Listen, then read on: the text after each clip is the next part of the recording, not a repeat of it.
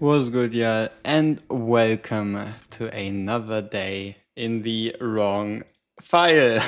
Another day in the universe of silver and blood. For those of you that have already seen it, we have a current poll. You can tell me your experience with or your prediction for Pavana's strength. June, what's up? Ellen, what's up? On the note of Pavana being too expensive, let me show you a little thing. Pavana might seem expensive initially, but as long as you unlock the Crucible, you don't even have to rank high. If you check out the rewards for the Crucible, you'll notice you have 430 if you're legit rank 1, the highest rank in this event. But even if you just qualify for the lowest rank possible, 400 an hour, right? So you're looking at 400 materials an hour. And if you calculate that, right? So let's do a little bit of math here. 400 for 10 hours, 4,000, then 8,000. So you're looking at, come on, I can do this. 9,600 a day. So unlocking the Crucible massively shortens the amount of time it takes you to get Pavana. So if you were to look at this, for example, for us, we are going to get her within the next, I don't know, huh? Could be an hour, could be less, could be 2 hours. It's hard to tell. We just know we have 149,000 out of 150. So it is possible. It is mainly held up by the Crucible system, the concept of cost for Pavana. Hey, Kipo, Heaven Doll, G-Rebel, Jason. Let me see, did I miss anybody else? No, I think we got them all. Thank you all so much once again for tuning in.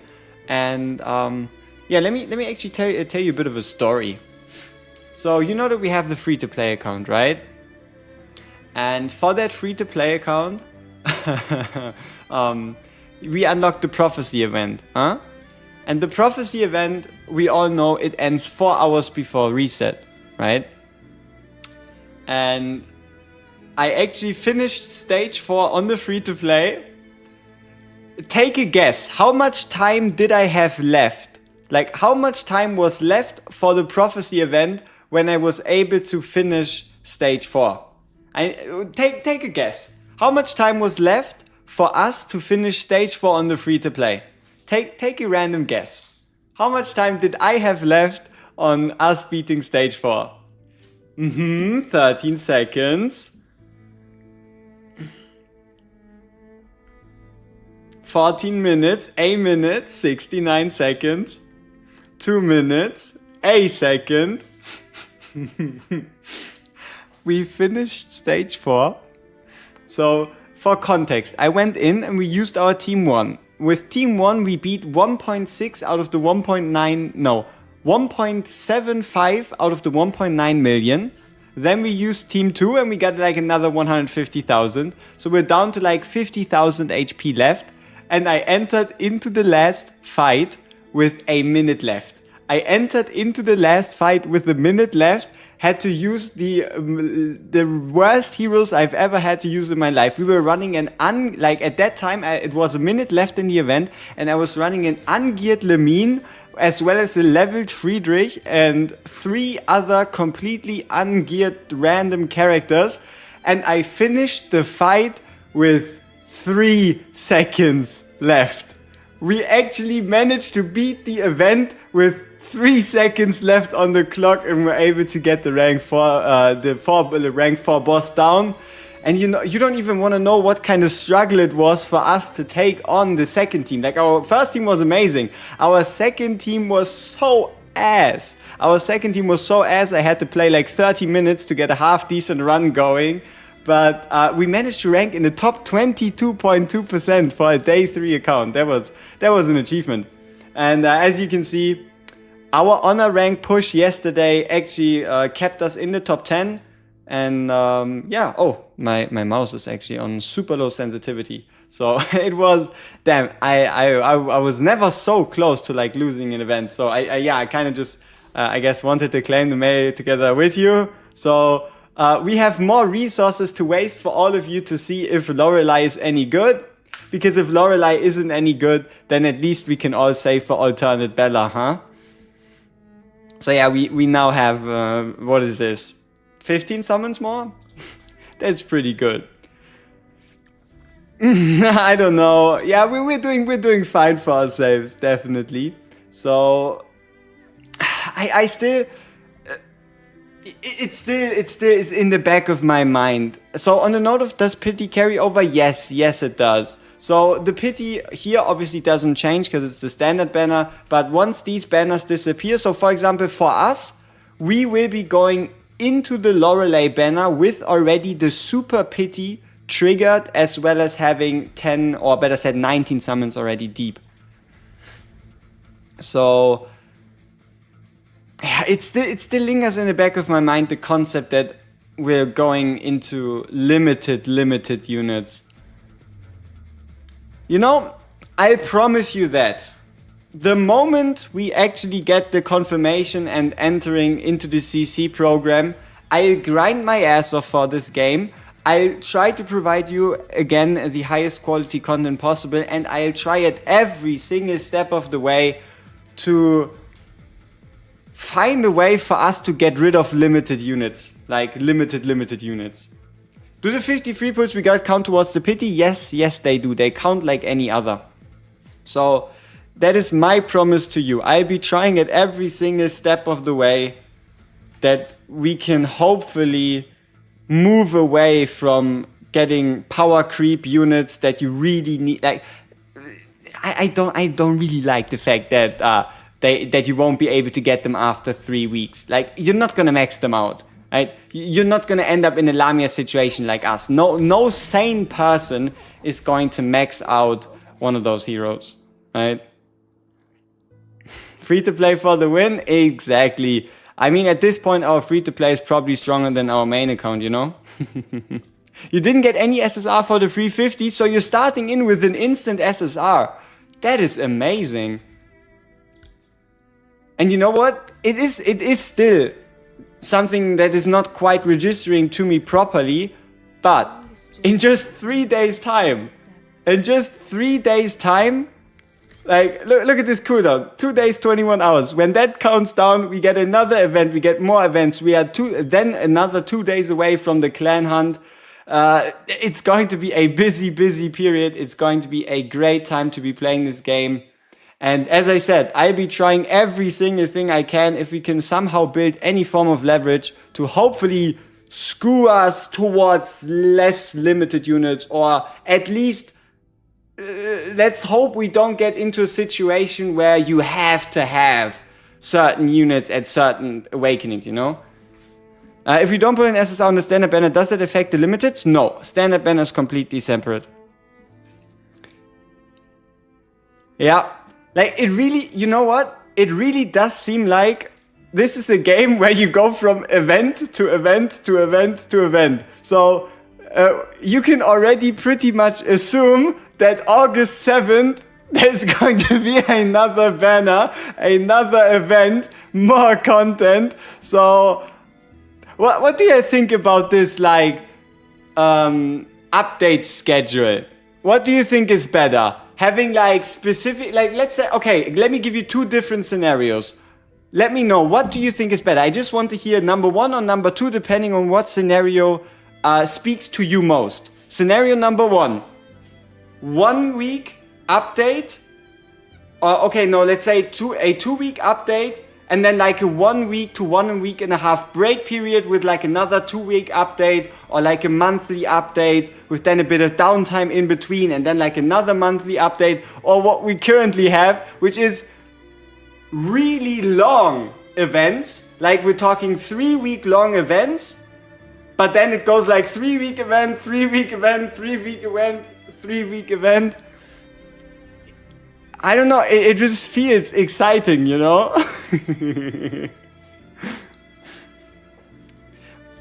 Two, yeah, I don't know, it feels good. Because it always feels like there's something going on. 3-week mini events and then major. Yeah, major, like some type of like big ones, definitely. Yeah, like no downtime. It is something special, isn't it?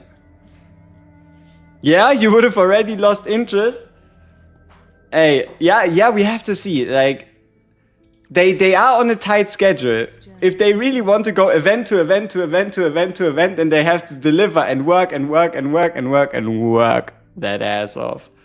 There needs to be a break between Night of the Hunt and Prophecy. I think there actually is. So, even though I did say Prophecy should be every 2 weeks, you can see how it is Monday today, and there is no event. So there's no Night of the Hunt today. So it looks like there is downtime between Prophecies and Night of the Hunts. So it's so I guess we're keeping our frame a bit longer. So if it isn't week into week into week into week, then that means there is 14 days between the start of each Night of the Hunt event. So this frame should probably run out by the time the next Night of the Hunt starts.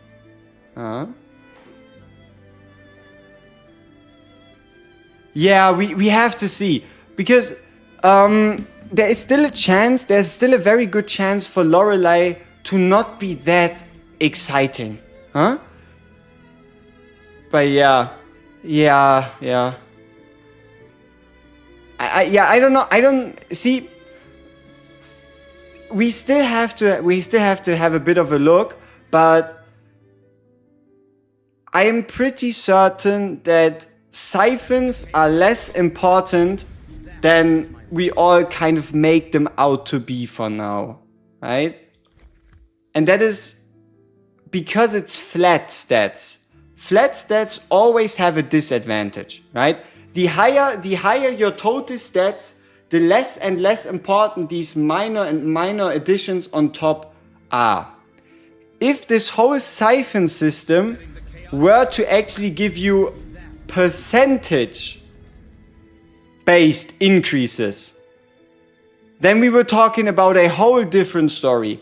If this would say HP 10%, attack 10%, defense, physical defense like 5%, and you get more copies, and then it goes like 11%, 12%, 13%, then we would have a problem.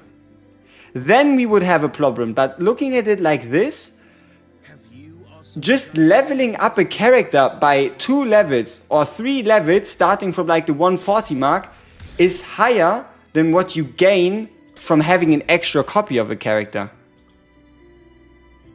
So yeah, how I wish they added a calendar of events just like War. I gotta be honest with you here though, they do give us more information than War, right? Like War we know with like 3 days in advance. Okay, technically we now also know 3 days in advance, but we also know what happens up until August 7th, which is 3 days, 3 weeks away, right? So credit where credit is due, I would say. Alright, so let's get these dailies out of the way. I think we don't have too much to do today, but we probably have to do some pushing on the free-to-play so we can work towards getting that Nightmare mode done for the Daikalo event. Otherwise, our account is indeed going to suffer a little bit. Okay, so let's make sure we have everybody geared that needs to be, which should be the case. We're using Transcendent Noah for the funsies. And yeah, let's go. Hey Mirapi, what's up? It is quite a difference for a Siphon 3 Lamia and a maxed out Lamia, but it does get closer over time, right? It does get closer over time based on all these other sources of battle power. Transcendent Noah is such a menace. Yeah, you know, PvP is still something that is so fresh, so new, that we don't even know who's good. Everybody is currently just running Van Helsing. And that's death. Like for me personally, I would still have to spend way more time. Like I know, okay, you know, we have like currently we have rock paper scissors. It goes Van Helsing is the rock, Augustine is paper, and someone has to be scissors. Because maybe Bella. You have like, yeah. So Bella is scissors, Van Helsing is a rock, and Augustine is paper. Like Augustine beats Van Helsing beats Bella, and Bella beats Augustine, kind of deal. That's what current PvP meta looks like.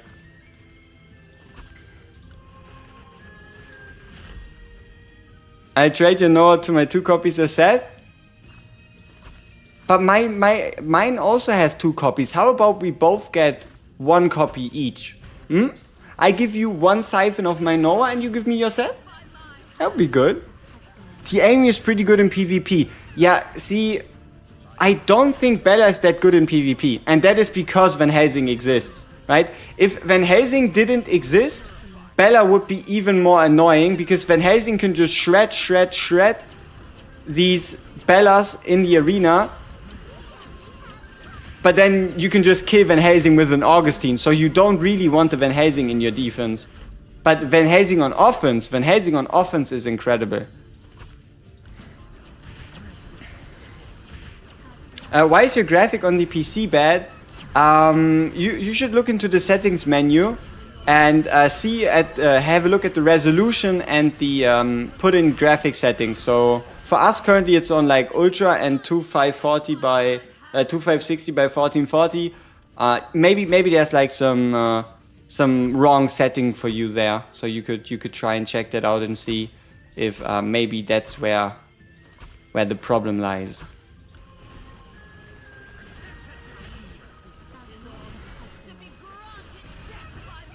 The Bella AI stun. Yeah, this whole AI concept for PvP, it feels way more random. Like, you really don't have a lot of control about what happens during PvP matches. It's kind of like playing the lottery based on what your characters do. Yeah, let me know if that helps. If not, maybe there's like some different underlying issue somewhere that makes the game look bad. Because who wants to play a game that looks bad? Huh? Who wants to play a game that looks bad? I don't. Will I pull on Laurelai? Abso-fucking-lutely. That is not because Laurelai is going to be incredible, but we need to make sure that she isn't, right? If Laurelai really isn't good, we at least have to be sure that she isn't. Because otherwise, when she does disappear and she does have hidden potential that we didn't find, yeah, then we would be, yeah, then that wouldn't be funny. So we are going to be pulling for Laurelai. We're going to go at minimum 3 copies, so we have like the full 0 Siphon versus 3 Siphon picture, and anything past that just depends on luck and potentially me being a degenerate. But I don't expect us to go past 3. But you never know, right? You never know. Bella should never be on defense when no a hard counter. Yeah. But you could also be running a Noah with the Bella, and then even though Van Helsing kills the summons, Noah does get the advantage considering that all these summons count as deaths for him. I used everything for the Carlo and never got her. Is your account bricked? No. You can just pull her from the normal summons, starting from the 17th. Starting from the 17th, you can get her from perfect charts. You can buy copies of her in the Echo shop. You can pull her from the normal summons. You can put her on your wish list or on your altar, better said. So no, your account isn't bricked. It's super easy to fix. Bella, Noah, and Van Helsing is a strong offensive setup. But what is a good defensive setup, right? How do you make sure that your defense does not get beat? Stereite Aeona. If it's between a... or are we talking a dupe? Because if you don't have a Stereite Aeona yet, get her. Get her now. Drop everything, get Stereite Aeona now, and then... yeah, get her, alright? But if it's talking about a dupe between the two, just get an offensive dupe instead. So going forward, all summons will be limited? I hope not. That would be such a terrible decision. Why would you open up your game with 2 characters in limited banners that then become, or that people then realize that aren't limited? So everybody's like, yay! And then the next decision you make is to just run limited after limited after limited banners. That would be awful. That would be such a dumb move. I really hope I can get in contact with the devs and tell them how stupid that would be. Man.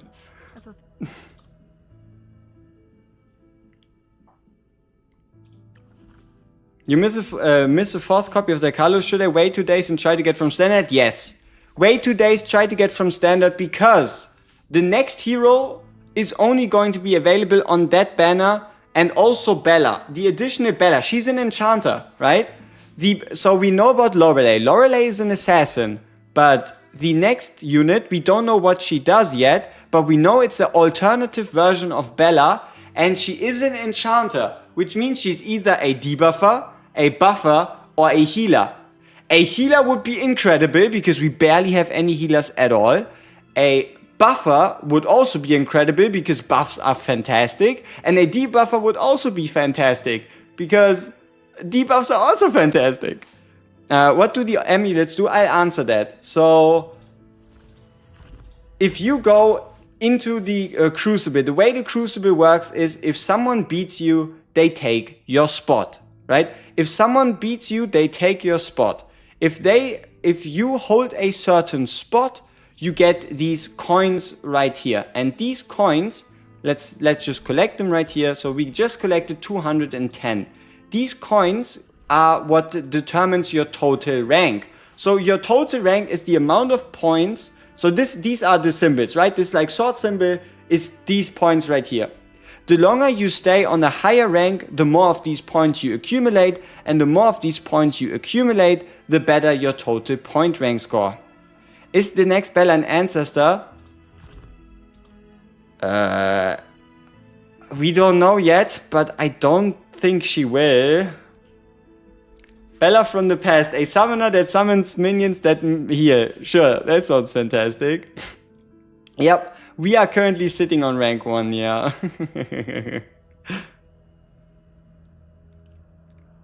We don't know if Bella is an ancestor. I don't know. Why would we get a Laurelai that's a kingdom assassin and then an ancestor Bella? But she might be.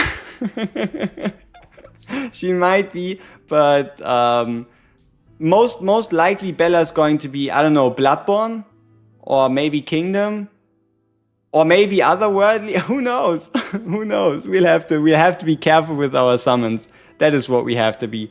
Is this account free to play? No. This is our main account where we do a lot of fun stuff, like for example being ready for the Laurelai summons. When you pull and lose the 50-50, the next one you'll be guaranteed. Yes, but only between the limited unit that is featured and an ancestor. So you can still lose the 50-50, but only to ancestors. Could I give you and recommend teams for almost all content? Sure, there is one team that is going to be used in pretty much every single piece of content, and it looks something like this. So a team looks something like this. I obviously won't be able to beat the stage because we're currently stuck, but this is how the team looks like. So this is the base formation. You have Acapella for buffs and healing, you have Stereate Iona for healing, and you have a Bella as a tank. Replacement wise, you could take out Acapella for a Dalcarlo, and you could swap out a Bella for a Transcendent Amy, or even a Theophane, Friedrich. Any other tank does as well. These other 2 spots for you to put in include 2 DPS. The choices are pretty open, but most of the time one of them is tending to be AoE and one of them should be single target / also AoE capable. So a team would, for example, look something like this. A Van Helsing plus a Lamia, or a Lamia plus a Dalcarlo, or a Dalcarlo and a Van Helsing, or a Lamia again, as well as a Cecia. So this is also a very popular team. Though, if you are running this team, make sure that you use Bella's ultimate before you use before you use CCS ultimate, otherwise you won't be meeting the more than 3 allied summon condition. If you don't meet the condition and then trigger CCS ults, she is going to perform significantly worse. Then again, also if you have a Noah, this would be a perfect team fit, or a Lamine would fit, obviously not in right there. If you are in possession of a Seth, you can also use Seth instead of Iona, or you could use Seth instead of Acapella if you need a lot of healing. And then you put in another Assassin, or you put in a Transcendent Hearty, or you put in a Thibault. But like the core always stays the same. Tank, healer, support / healer. So this is currently the team we've been running for like 90 to 95% of every single piece of content. So for us, it's Lamia, Daikalo, Acapella, Stereite Iona, and Bella. That is our top 5 meta team that we've been running this whole time up until now. So I hope that helped some of you out. Oi, oi, oi, Lizard Wizard. What's up, what's up?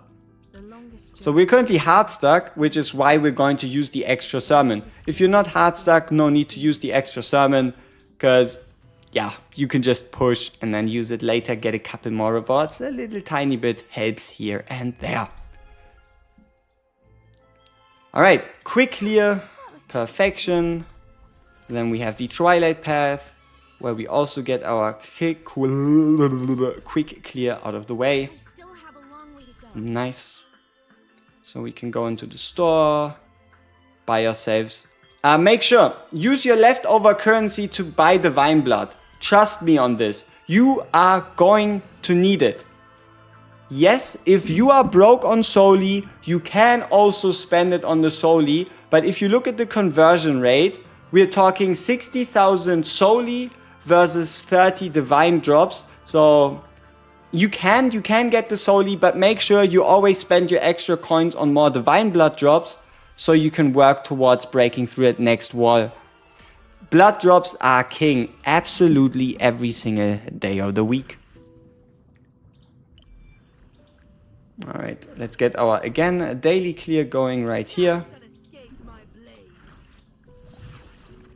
Like you can always rather easily get more XP, you can get more gold or Soli, but getting more Divine Blood, this is where things start to get a bit more difficult. Do you think it's a good idea to farm Soli stages as compared to Divine Blood stages for the remaining days? No, I don't think it's a good idea. You're always going to need more Divine Blood, and Soli is something you get rather passively. It's not something you truly farm super actively. Like for example, the dailies give you, it's not a lot, but it is 10,000, and then also some extra Soli right here. And let's see if we have the item. There's a specific item that gives you an idea. So this item should give you an idea of what is worth what. Okay? So the reason why I don't really like farming the Soli stages is look at the difference, right? Look at the difference in value. This Soli is 3 times less worth than Blood Essence or Divine Blood drops, right? So you get 3 times the amount of Soli. If that were the case, then for you or for it to be worth it to farm these stages in Nightmare, instead of actually it being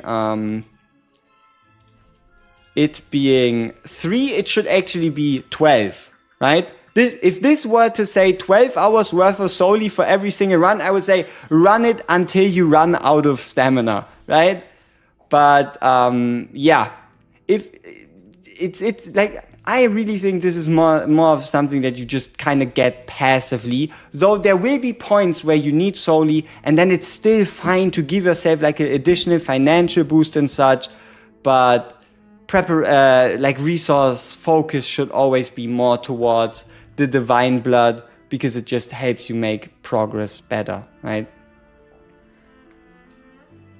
So if we lose the 50-50 unlimited banners, we have after that either ancestors or the rate up character. If we get the ancestors, yes, you return to the 50-50. So you can go non-ancestor into ancestor, ancestors, and then get the rate up character.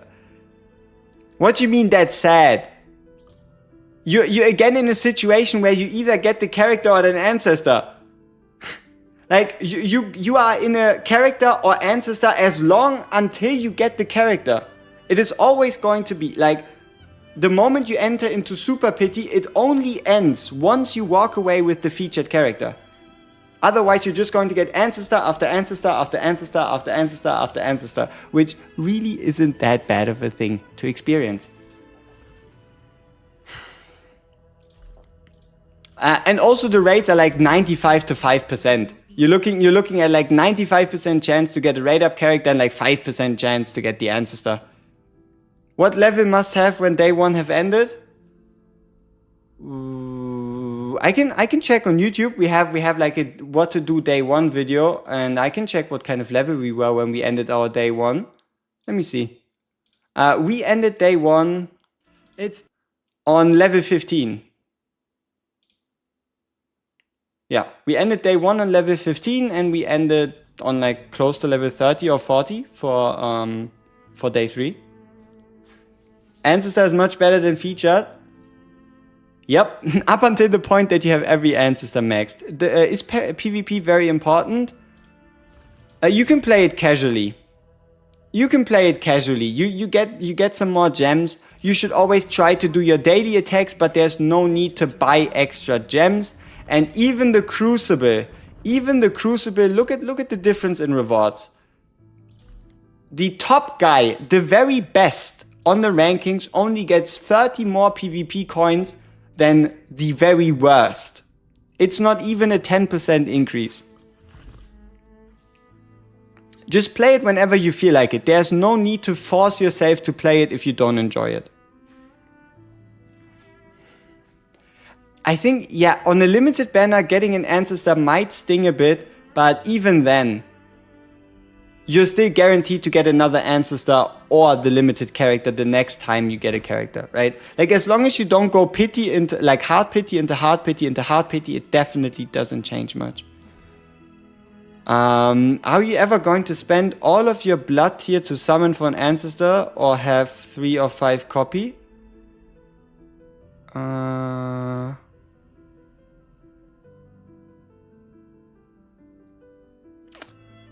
Even if they release an ancestor banner, I would probably still not recommend fully maxing that character out, but it's a bit hard to say because we don't even know if that thing exists. Yeah. If the event wallpapers were moving too, that would be so amazing. When is it good to pop Van Helsing ult? You only pop Van Helsing ult when you know that you're going to get a kill with it, right? Or if you need a spike in damage. So 2 scenarios. Scenario number 1, you need to do a lot of damage, so you pop his ultimate and he shoots his ultimate and then you pop it again for like boss stages. And scenario number 2, you know that if you pop his ultimate, you're going to get something killed, which prolongs the duration of his ultimate, making the high cost worth it. Alright, let's see. We have 16 hours here. We can use those because we don't get any more anyway. And yeah, do not use these resources unless you're at a wall, right? The only time we are going to be using these right here is once we're at the 160 wall. Oh fuck. Did we run the normal stage? We should be on 40 instead of 32 divine blood, if my math is correct. Uh-oh. We didn't pay attention. That is not great.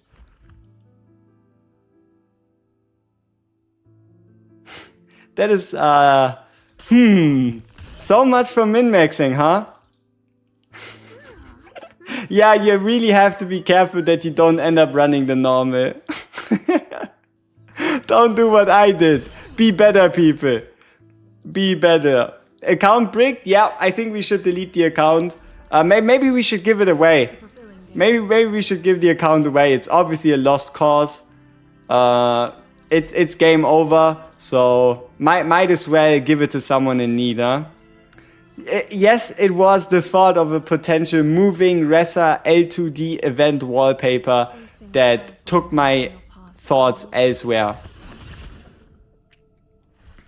You could use it? Whoa, no way. Think about it logically. Do you really want an account that just ran a normal stage in the event?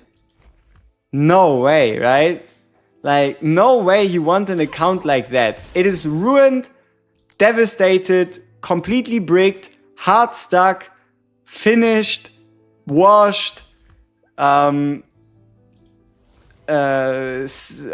it's garbage, huh? Pure garbage, right? Pure garbage. Let's see if we can get some more tier 8 pieces. And yeah, at some point we will be able to beat 15-8. I would say give us like a week, maybe 2. Give us like a week, maybe 2, and we might be able to make a push towards 15-8 to experience more gear. Oh, also, some of you were wondering, skin price, we don't know yet. So some of you were wondering, what is the highest gear, right? The Spirit Siphon 2 boss gives you tier 9 faction gear. The current highest gear is tier 9 faction, right? So tier 9 faction is currently the highest.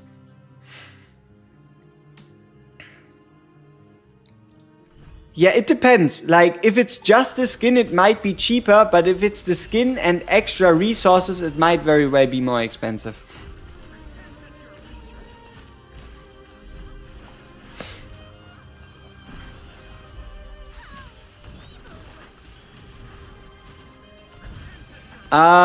Multiple 10,000.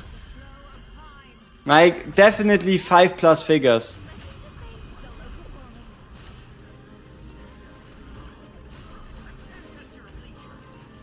Like some of these leaders, especially on the Asian and American side of things, on the leaderboards, they've spent probably higher / medium 5 figures, which definitely is very good for us, because that means the devs they should have a certain amount of monetary freedom, you know. Ah shit, we destroyed the sword again. Hiya.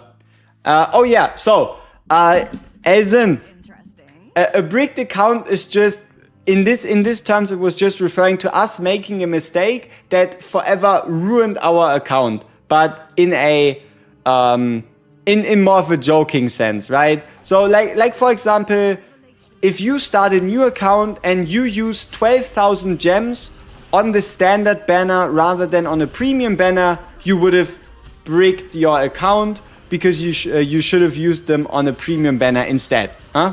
So it's more like oh, you made a mistake and it was such a terrible mistake that your account is now ruined. Which obviously isn't the truth, because you cannot truly ruin an account, but depending on what kind of decision you made, you might be in a tougher spot, huh? So yeah, it's just terminology.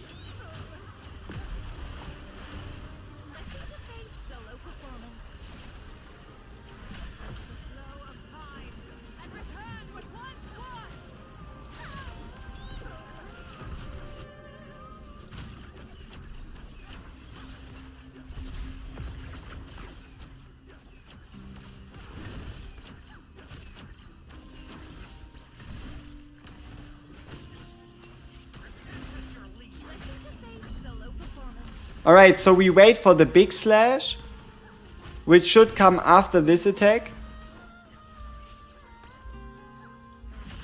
Too early.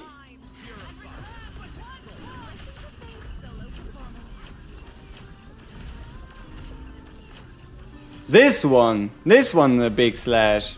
Yeah, that's why we gotta prepare a shield.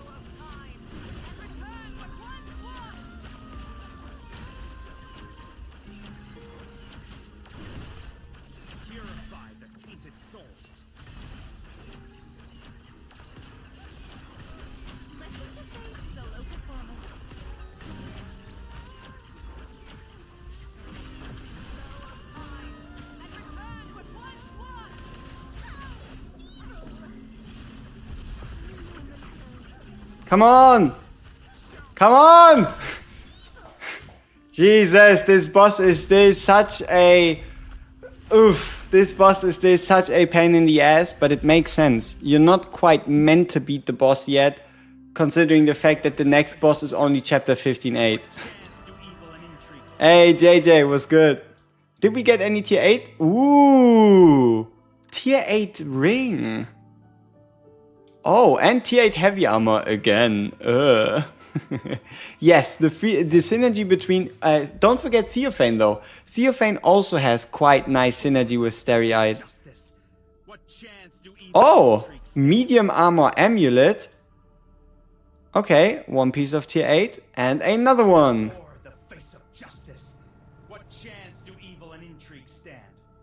Oh, Bloodborne headpiece. Unfortunately, only tier 7. Interesting. So, hey, this was some nice pieces. And for those of you wondering, yes, the event should still be active tomorrow. So today is not the last day. You can only get 5 fragments, yeah, but that's on purpose, considering that the moment you unlock the boss, you're kind of meant to get wiped on 5 until you start upgrading your heroes. Like for us, we unlocked the boss and we always got wiped on 5 fragments, and then we increased our heroes level, we got better gear, we made progress on artifacts, we made progress on skill ups, and then we were slowly able to go to 6 fragments and 7 fragments, 8 fragments, and 9 is a very, very recent development. We don't know. Like, I don't want to make any assumptions. We just know she's an enchanter. That is what we know about her. We definitely know she's an enchanter. Anything past that is speculacios. We don't know.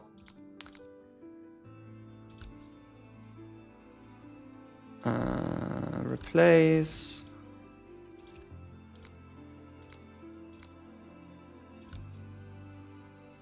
Looks like we won't even be able to do a whole lot with that Bloodborne faction medium light armor piece. Let me see. What else do we have? Bloodborne light armor.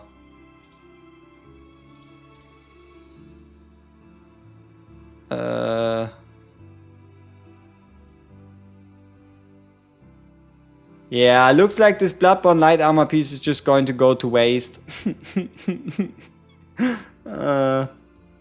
Sure.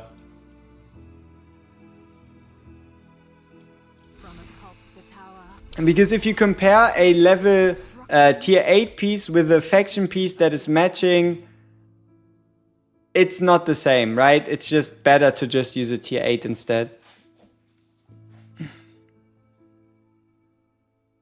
You make some tomorrow to go with the tea? Ooh. But when is it recommending to start upgrading gear pieces? You can upgrade gear pieces from the very beginning. Like, you can upgrade gear pieces the moment you get gear pieces. It's just about which pieces you upgrade. So what you, for example, notice for us, we only focus at the moment on helmet and ring, right? We only focus on helmet and ring because those are the most offensive pieces. Then you can focus on the armor if you want to, and I would ignore this for the most part because it is purely defensive in nature. And yeah, the other way around is obviously for tanks, right? If for tanks and healers and such, you can start working in reverse order. So you start with this piece, then follow it up with this piece, and then I guess you can upgrade this one if you really wanted to, and you kind of want to skip out on the helmet. So yeah, that is kind of your pick. So hey, this is a very shiny Bella, huh? Very shiny Bella. Do I think on the upcoming event that the BP requirements to finish the Nightmare mode will be even higher? You know what? I doubt it. The summer event should be an idea to gather new players. If you want to gather new players and you give them an event and they don't stand any chance in hell to beat it because it requires 44,000 BP to beat a Nightmare, probably not. Like, it should be again difficult. So it should be a difficulty of around the Lamia event. So we should again, for the first summer event, be looking at around 20,000-ish BP for the event finish. And then for the event that comes alongside of the alternate Bella, we should again be talking about 30-ish, maybe 40-ish at the highest of feelings. Because otherwise, this game so addictive, make me spend 1k on Moon Tears and a bundle. God damn, man. You should have waited until we get a creator code. But nah, shout out to you keeping us all well fed, big guy. You're keeping us well fed and allowing the devs to give us some beautiful heroes at lower cost. Thank you so much, man. Still waiting a change account feature? What do you mean? I mean, there is a switch account feature right here in the user center. You can just click on user center and then just switch your account, if that is what you're talking about. Yeah, the tentacle enemies are one of the most annoying enemies at the time, yeah. Thanks for all the work. Hey, Patty, thank you. Thank you. That's the game plan.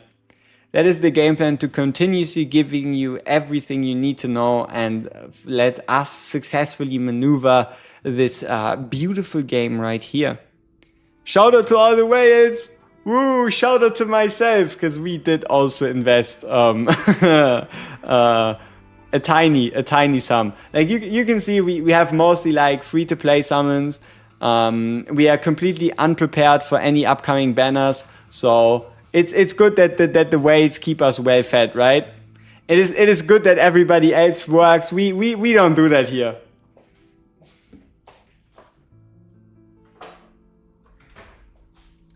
We don't do that here.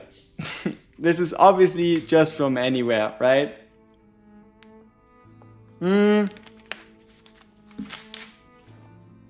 If you want to know, very low. Very, very low 4 figures. But yeah, that is around roughly where we're at. We're talking like on the brink towards like a bit above, but you don't have to, right? You don't have to do that. It is not worth it unless you really want to do so. Yeah. All right. Let's see. Del Carlo. Where were we? I lost my train of thought. We wanted to upgrade some gear pieces, right? Ah, yeah, we get a better medium armor piece. Oh, church. Wow. What about this dude? Okay, that's fine. Another medium armor gear set. Alright, this should be enough. The rest of the pieces we can use to upgrade. $8? Hey, you are way smarter than I am. You are way smarter than I could ever be. Shout out to you. I hope you get something nice with the $8. Like, I gotta be honest with you, the very best deal in this game, if you want to have the most fun, you just pick the $1 deal at the start of the game, and you get like 10 summons extra, and then you're just done. That's how you can just spend the least, get the most. Oh, and for those of you curious, level 5 is the maximum level for tier 7 gear, if you wanted to know. And also for tier 8. And also for tier 9. So level 5 is the maximum. So yeah. The 3.99s and the 5 monthly, nice. You're getting that daily income. Smart man. All right.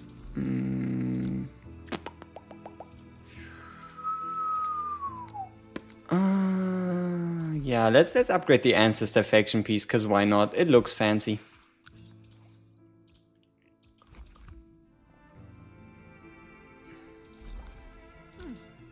A fulfilling day indeed. You want the set? I want the set too. Can we both get a set? I would like for us to both get a set. You might reroll for the limited. You could. The real question though is how strong are they, right? And also something that is really important for all of us. Like, okay, let's accept the fact that limited characters exist, right? Let's accept the fact that limited characters exist as long as we get a very reasonable, very generous amount of summons within that 3-week period, and we have a realistic chance at just getting a copy, then it obviously isn't as bad, right? Oh, come on, G-Bird, why do you hate on Seth so much? Look at her. Like, really? Look at her. Make eye contact. Singular. Just make eye contact and everything will be fine, right? If you ever wonder what are you gonna do with the Seth, just make singular eye contact and you will be fine. You will be fine.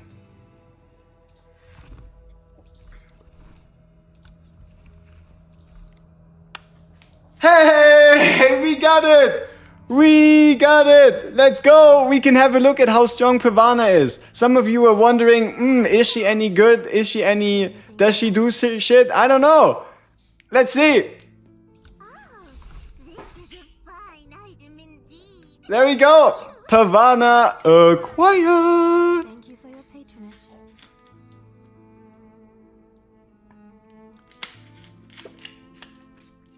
Once again, for those of you wondering, the key to getting Pavana is unlocking... Oh yeah, the old animation! We need to check that out. The key to unlocking Pavana is unlocking Crucible. The moment you unlock Crucible, it becomes a matter of days rather than months. You get 9,600 points each day. The moment you unlock Crucible, just unlock it. The moment you unlock Crucible, you are 2 weeks away from Pavana. The moment you unlock Crucible, you're at most 2 weeks away from Pavana. If you want to get Pavana, unlock Crucible and you're 2 weeks away. That's all. That's all you need to do. You don't need to rank high. You don't need to play high. You just need to exist. How do you unlock it? Chapter 12.8, I believe. The moment you unlock it, you just rank. You get the lowest rank possible. And through daily or /hourly accumulation in the lowest rank possible, 2 weeks and you have yourself a Pavana, right? So, hey, with you unlocking Crucible yesterday, that means you are 2 weeks away from Pavana. Alright, let's check her out. We have a beautiful spot right here for her. What's the BP for 12.8? I don't know. I don't know. Let's check it out. Let's see, what's the BP for 12.8? 46,060. So, depending on your pacing and luck and like resource investment and stuff, 2 to 3 weeks. Like currently our free-to-play account on day 3 is in chapter 11.1. So I would estimate maybe another week for us. Okay, that's too confident. Let's be realistic. I would say it takes you between like 3 to 4 weeks to make it to 12.8. Oh, it's 12.3. Huh? It's even easier. Yeah, it wasn't 12.8. I'm so sorry. I'm so sorry. It's not 12.8. It's only 12.3. I'm so sorry. It is only 39,000. It is only 39,000. So this is definitely like a day 10 thing. If like 10 days seems like something you can work towards. Hey, I'm so sorry for this. I forgot. It's been so long since we unlocked it. But now, let's actually check out Pavana and put her into it. Can I recommend some Crucible teams? Now, this is the downside of Crucible. Wanna know what I did the moment I unlocked Crucible? I did nothing. Right? The moment I unlocked Crucible, I did absolutely nothing. And the reason why I didn't do anything is because Crucible requires you to have at minimum 2 well-built teams. If you don't have 2 well-built teams, like if you don't have 2 teams that are all geared out, you might as well think this mode doesn't exist, right? It obviously becomes easier the more players get there, but don't be bothered too much when you unlock it. Unlock it, play a fight, get ranked in the lowest rank, and then forget about it for like 2-3 days up until you can actually accumulate resources. Because if you cannot accumulate resources, playing this mode is pretty pointless, right? It is pretty pointless because it's a best of 3 mode. Yeah, just don't get... I didn't play any fights the first 5 days I unlocked it. Didn't even touch it. What's the point, right? So what you need is, for example, for us, we have one good team, one medium team, and this team is trash, right? This isn't even a team, huh? Don't you still get resources for losing? Oh, all your resources are based on your rank. And if you look at it, this is placement points for seasonal rewards, and this is what you really care about, the rewards at the end. There is less than a 10% difference between the rank 1 player on your server and yourself if you don't play at all, right? Less than a 10% difference in arena point accumulation. How do I know? For example, we are currently rank 1, right? We're currently rank 1 and it's less than a 10% difference.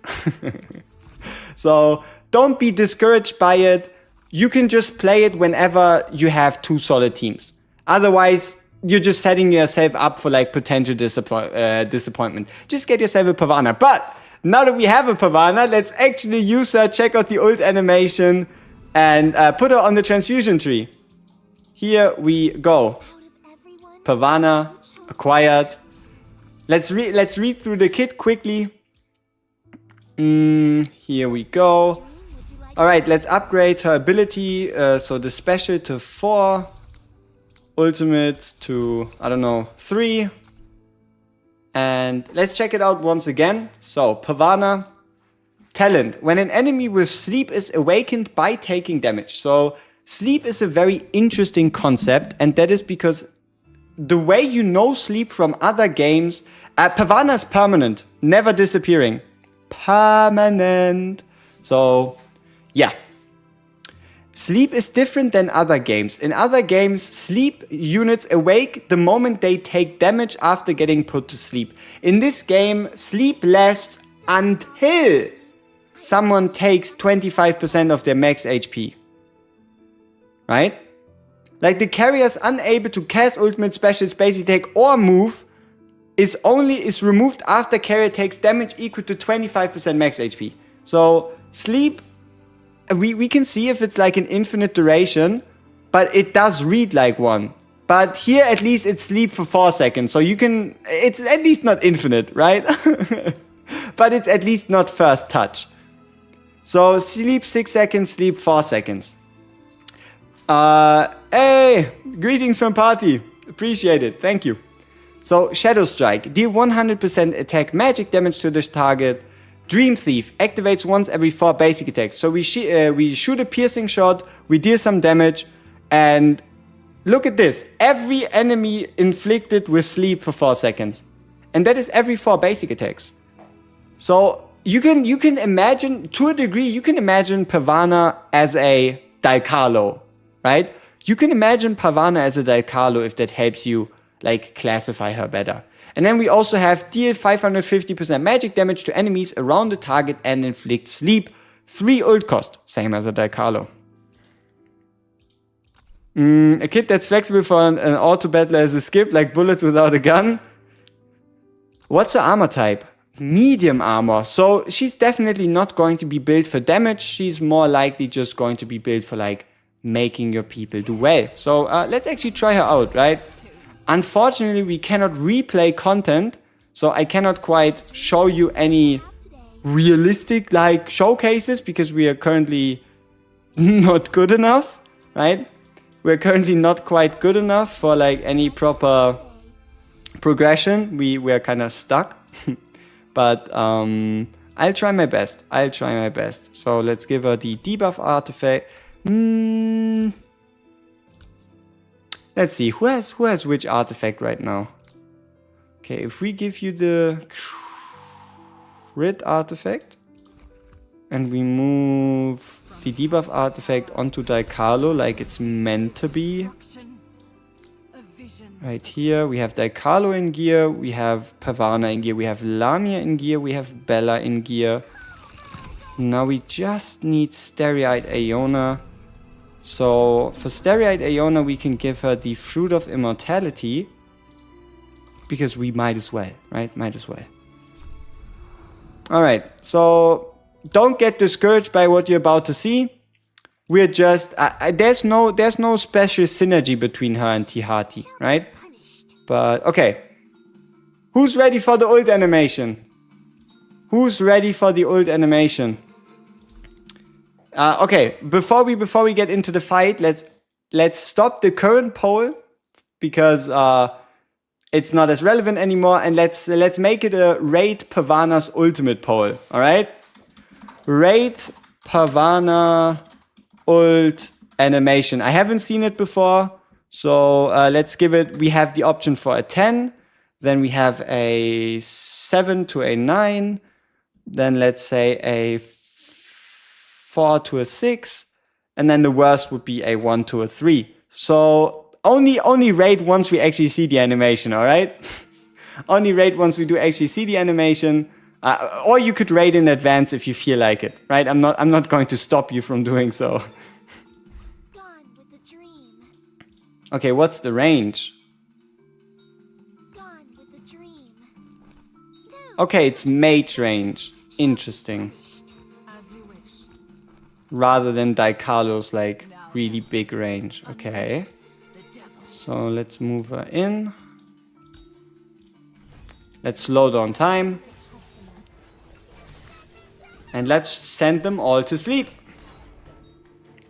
Oh. Fixed. Fixed circle. I cannot... I can only put it on one guy and only the ones around her. So it's not as flexible as a Daikalo ult. Someone said game sound to the max. Sure. Let's put it a little louder. Okay, here we go.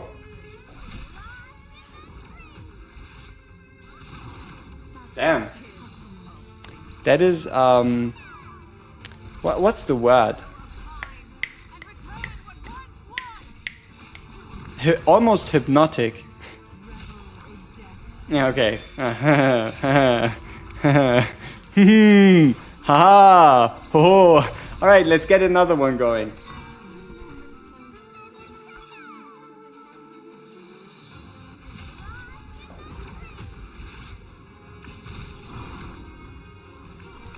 Yeah, pretty decent. Pretty decent. Yeah, it is. Oh, wow. Wait, is this a survival stage? Why are we getting reinforcements? What the fuck is this stage?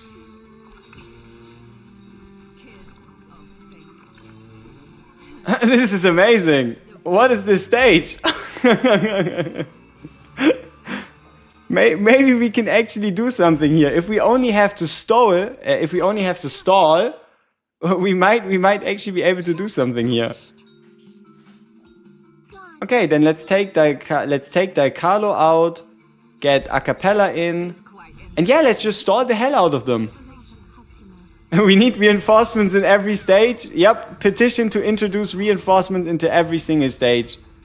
Okay, so these guys should only be healers. So let's just sleep the warriors. And, okay, yeah, but Bella's already dead. We probably should have opened up with the shield.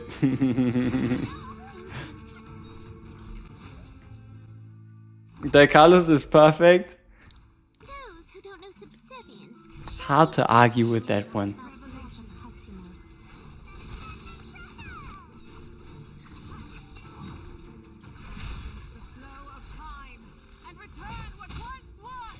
Yeah, my main issue here is the fact that we are underpowered and that I kind of want to use Daikalo, that I kind of want to use Pavana, but we're forcing it. We're definitely forcing it. Like our Pavana has like just broken 10k.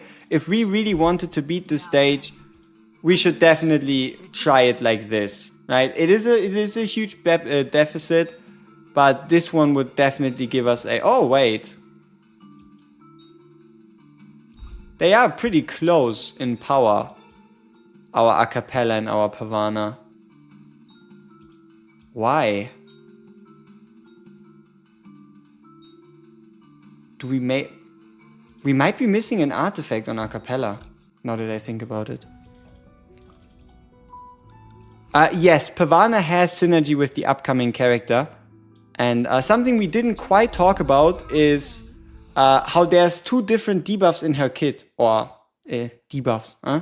When sleep expires naturally, so after 4 or 6 seconds, depending on passive and ult, she instead inflicts damage taken minor after them being awakened. So if you DPS burst, they take more damage for 6 seconds, and if it expires naturally, they do less damage. So that is also very, very useful.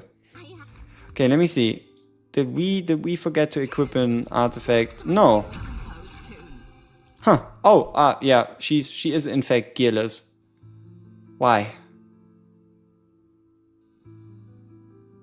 Huh. Huh. That is surprising.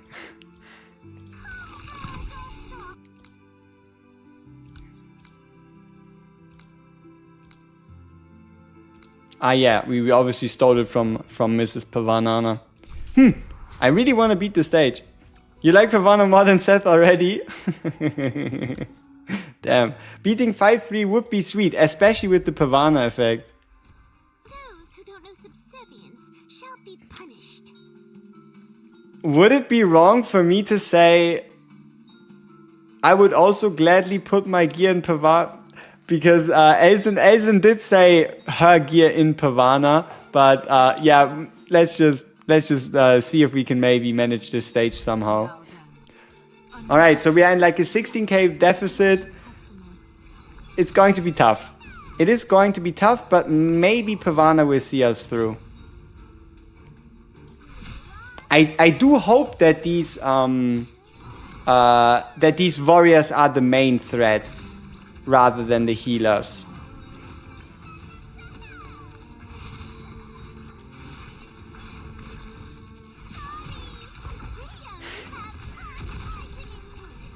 Ah, they killed her before she was able to get off the stun. How long do we have to survive before we... Those who don't know subservience shall be punished.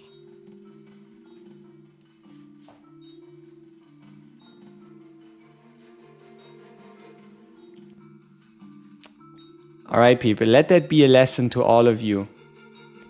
It's been repeated multiple times, but those who use their eyes to read are generally at an advantage in life, right? Reading the objective of a stage might actually lead to you dealing with the stage better, right? So at certain points in life, actually reading does help, and you then don't have to be surprised. You would actually know what you're meant to be doing, right? So yeah, just keep that in mind. Sometimes reading can be a very useful thing to do. Alright, how are you gonna read when you see the ults? Now this is a you problem, and a me problem, and a everybody else problem. But still, maybe we'll be able to manage.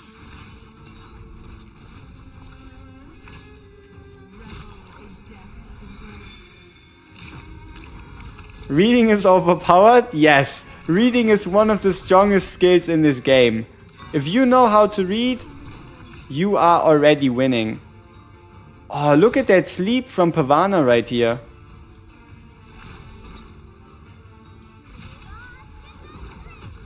Daikalo best ult? I wouldn't know why you would think such a thing. How could you? But it still looks like this stage is slightly beyond us in capacity. Yeah. But it's definitely more manageable, considering that we now know how it works. A fulfilling day indeed. Definitely more manageable. Alright, should we? Massive assets, indeed, massive. Let's bring her into PvP. Let's bring Pavana into PvP, let's see how it goes. Conflict intertwined. Let's pick a guy that is around similar-ish in power. Maybe this dude. You could say to a degree might be bullying, might be fair game. Let's try her out. So Pavana, where are you? Gone with the dream. And then ult rotation.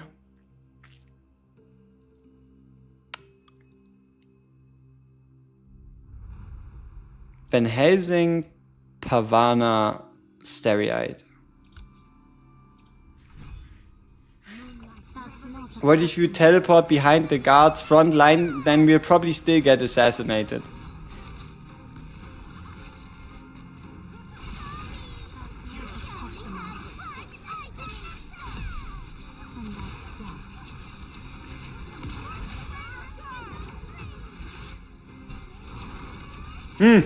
We set a puppet to sleep. An inanimate object that was of no significant danger.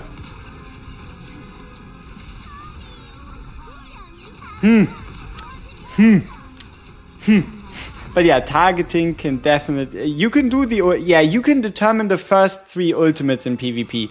That is the only thing you can determine.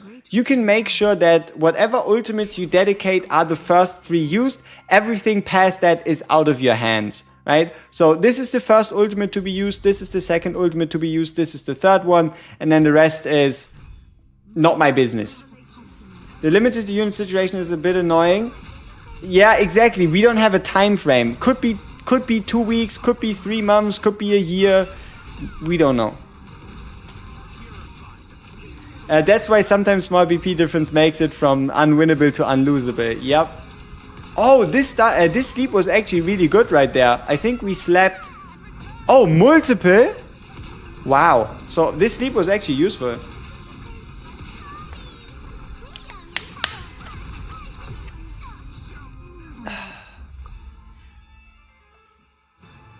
Where violence and conflict intertwine. Oh, it's Krillocks. Care to give it a No! Okay, who was here the last couple of days? Who was here the last couple of days and knows why I'm so sad about this? Who was here the last couple of days and knows why I'm so sad about my guy Krillocks over here? Oh man!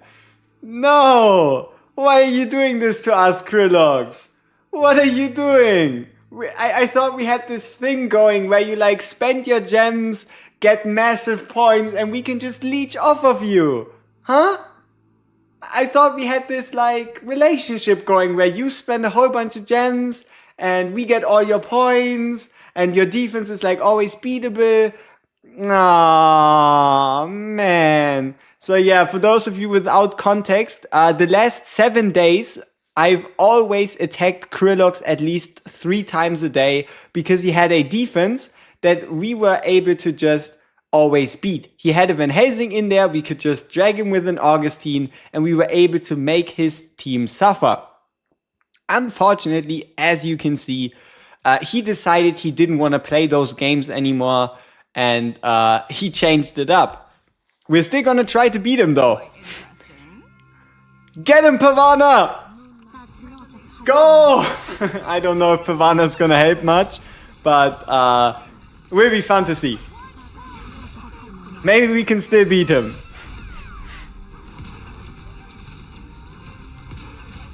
But yeah, this was more of a parasitic relationship than a true symbiosis, because we actually only stole his points, right? We didn't really give anything back. At least nothing meaningful.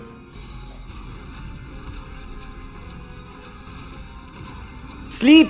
Where's the sleep? Why don't we do more sleeps? I don't want Bella ults. We need more sleeps. And now the sleep. Come on, sleep, sleep. No, I mean, okay, sure, Van Helsing ult. Why not? Can I show you how to clear Chapter 9 EX Stage 1? You're stuck at that stage. I don't think I have any particulars for you. Hey, this was really solid. I think we can continue hunting Krillocks. Haha! What a beautiful day to be playing Arena. Conflict intertwined. So, you would need to send. So go to my Discord and please send me an image of the enemies you're facing in that stage. Then I can give you a couple tips, because unfortunately the stage disappears the first time we cleared it, so we cannot quite.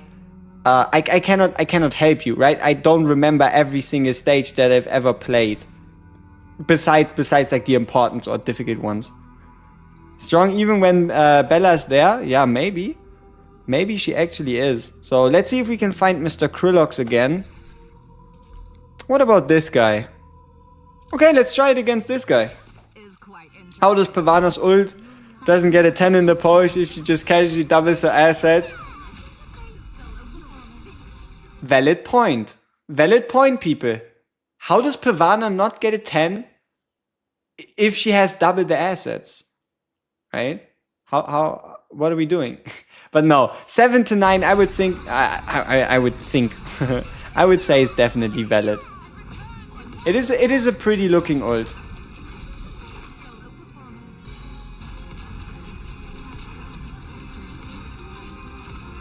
Oh, did she die? I think we lost her. You got Starry on the second selector. Beautiful choice. Fantastic choice. Couldn't have picked better. Couldn't have picked any better. Where violence and conflict intertwine, great riches abound. Care to give it a try? Yeah, I don't quite know what's going on. I just know that it's working. You're late. You could say so. But we have a Pavana now. Best team for the Spirit Kako Demon. Give me 5 minutes. Okay? Give me 5 minutes and I can show you a live demonstration of Kako Demon with a team that is actually realistic. Alright? Give me 5 minutes. Because then we're going to swap over to the to the free-to-play account, and for that we are actually still on the Kako Demon. Because if I go into the Kako Demon with this one right here, it's not even going to be a fight. It's going to be a slaughter, no matter what I do. I could go in ungeared, I could do whatever I want, right? But it's not going to be a proper fight. So, do give me like around 5 minutes, and you can get a live showcase. Where violence and conflict intertwine. Did we really just win all our daily battles? Wow. Wow. Okay, Time on Mausoleum, check. Tomb of the Fallen, check. Pavana's assets, check. Event stages, check. The level resources, broke, I guess. So, yeah. We are definitely well prepared to figure out if Laurelai is any good. Huh? We're definitely well prepared for Laurelai, whatever it is. I still need to see. Oh, you are right. But we're going to cheat a bit. We're just going to check the general settings to see what it does. Because we now know her kit. Let's do a little bit of cheating and figure out what Pavana can do. Maybe she's actually really good here. Webs of Illusion. When Pavana's ultimate lands, it releases her special in all directions. So her special is the piercing shot that puts everybody to sleep for 4 seconds. So when we shoot Pavana's ult, it does a sleep and then it shoots probably in like northeast, southwest, a ultimate to put people to sleep. We'll have a deeper look at it tomorrow, but for now, we do have to make some progress. And for that, let me briefly take the game into a black, go into the user center, switch account, open up the email that we have linked, and we're done. You know, I really like the fact that this account swap process is so fast. Big fan. Is it worth spending arena coins on the skill boards, or should we save everything for Pavana? if you have Crucible unlocked, you can start spending it on crystal balls. But if you don't have Crucible unlocked, you might as well save because your income isn't even all that high on points. So the big issue with the crystal balls is you can have as many crystal balls as you want. If you don't have the rest of the resources to make use of these crystal balls, then there's no point in spending them, right? So at least for the very first Pavana copy, you'll probably just get yourself a Pavana so you have her. I mean, it's a free SSR. And yeah, for the other crystal balls, you can buy them, but only if you like actually get something from it, right? If you have the golden ones, if you have everything else required for you to make this work. So this is our account. We are at the beginning of day 4. We haven't played anything yet. As you can see, we still have to do our clan sign in. Do not forget to like a clan member each day, otherwise you're just wasting it. You just spent 9k blood CS on Lami earlier in this latest video. Did you end on an SSR? Because if you didn't, you build pity. Oh, you build pity. Yes, we got Pavana on main right now. It's a nice ultimate, nice character. I used her in PvP and we actually were able to beat some defenses. I don't know if that was the Pavana's doing, but she was doing well for us, definitely. Okay, so this is what we're at. We were lucky enough to pull 3 ancestors. Our units are closing in on level 100 completely. You got a Lamia SMH. Was it your first copy? Was it your second one? Was it the 4th? Was it Lamia number 10? That is very important to know. And here's again proof, right? Proof that we made it into the top 22% on prophecy. So that's another 800 gems. Which ancestors? Transcendent Hati, Transcendent Amy, and a Lamine. Amy from the blue summons recently, and then Transcendent Hati and Lamine within like 60 summons on the premium banner. So yeah, we do have a good amount of them. A fulfilling day. Alright, first supper, new moon, everything completed, collected, completed, collected. Summon time? Did I hear summon time? Who just said summon time? Alright, let's open these chests. Oh, I summon. Wow. Do I have Hati on your main? Hell no. I have neither Hati nor Amy on my main. My main has 2 Noahs and a Lamine in 1,600 summons, or like 1,580. So, no, I don't. Pavana's good in PvE. She should be really good for survival stages or like stall stages. It's still a bit too early for us to like make any great conclusions on her viability. Okay, so let's do the event stages. We should now also be able to do the other event. So after the event, we'll do the summons so that we can... yeah, we do a whole bunch of summons. Whole bunch of summons. Quite interesting. Yeah, let me see. You always like to see a timer, right? So let's put myself on a timer. Let's do our big summons in... What would you say? What would you think is like a valid timer to set? Let's give myself 20... How late is it? 18:12. Let's give ourselves 18 minutes. Let's give ourselves 18 minutes to get a couple of our dailies in order. And then we can do a big summoning session. The reason why it's a big summoning session is because it concludes around 10% of our total summons done. So, yeah. That's one of the reasons why. Okay. Yeah, team probably stays around the same. Will Lamia on the 50-50 shards after her banner? Yes. She will be in the perfect shards, she will be in the rare shards, she will be everywhere, you might say.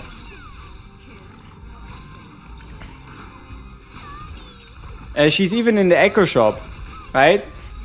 She's even going to be in the Echo shop So for those of you that still have echo points and don't know what to do with them, just wait and buy like a Lamia or Diallo copy if you feel like it. With the chariot in hand, victory. Yeah, like the echo shop thing really surprised me. I thought maybe they would take like a month and then add them to the echo shop. Does the ult animation go faster if you do 2 times? No. Will she be on selectors? No. The selectors are fixed. The selectors are fixed because it's a launch event.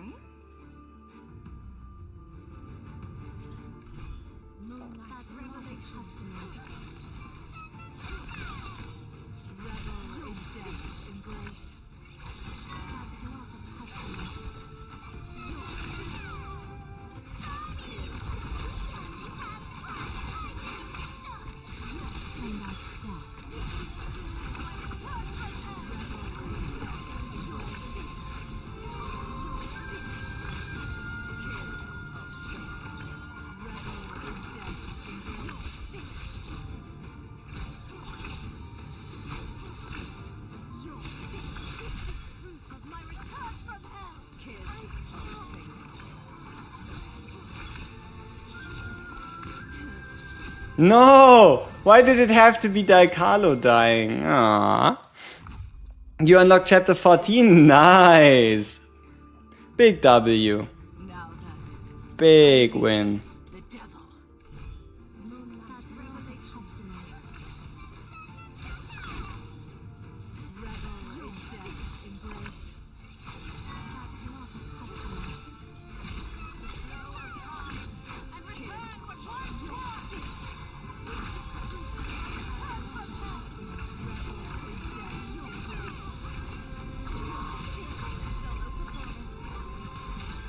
They really need to add the Dutchman artifact menu in the Western menu. It's much easier to apply artifacts to multiple characters in that menu. It is indeed more convenient, but I also feel like the higher your artifact levels, the less you're going to be swapping it on multiple characters anyway, right? Like, the higher your level, the more characters you can equip it on at the same time, and there's only so many characters that you want to equip it on for anyway. Like, think about 6 slots. Like, we don't even have 6 characters that use the Eye of Truth. Now, do you think that the common ancestor pool would update once new ancestors get released?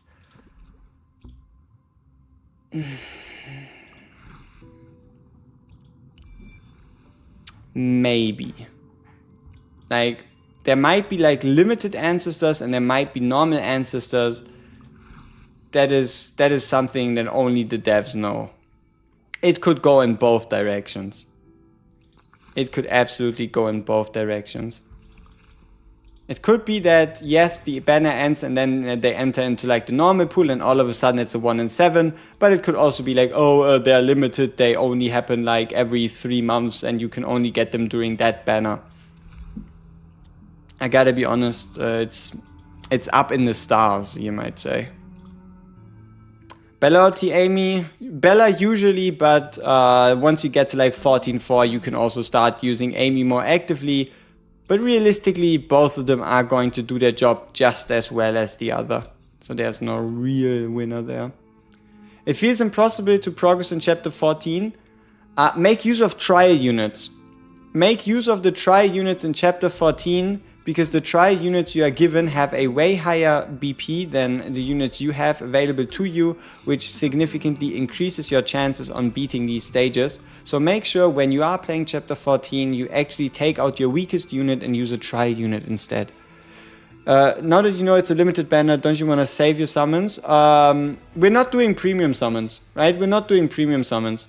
We'll probably have around 20 of those and then these shards right here, right? Like two normal shards, then the perfect shards, and then whatever else we can get. Are they making the limited characters like war? I wish I knew. I wish I knew. I don't know if they maybe come back like every 3 months, might even be 6 months, might also be like some, like there is a way, there's a potential for them to be like, next year Laurelai and Bella are going to come back as again a summer event, but I have no idea. I have a feeling that any limited ancestors would be available through other means like Cyrene. I don't think it would be like Cyrene, because Cyrene will be free. You don't have to pay gems, summons, or anything the like to get the newest SSR, because it will be a system where you can just use resources instead. I do think if they release a 7th ancestor, that one should be summonable rather than earnable. I'm never putting on a semi-limited banner with gems again as long as we have true limiteds. Yep, this is something the devs might have forgotten about, and that is the fact that now it's on people's mind. Now nobody really is going to go out of their way to summon unlimited raid ups if there could be true limited characters waiting around the corner. And yeah, that is, I mean, they did bring that up on themselves, and that is the only like real smart reaction to such a thing. Most likely they're giving us 4 copies of the free. We should be getting 3 copies of the SR, but how many copies we're getting for the how many copies we're getting for the other? I don't know. I don't know. Maybe we can get Cyrene to fully limit broken, or like full investment. I couldn't tell you.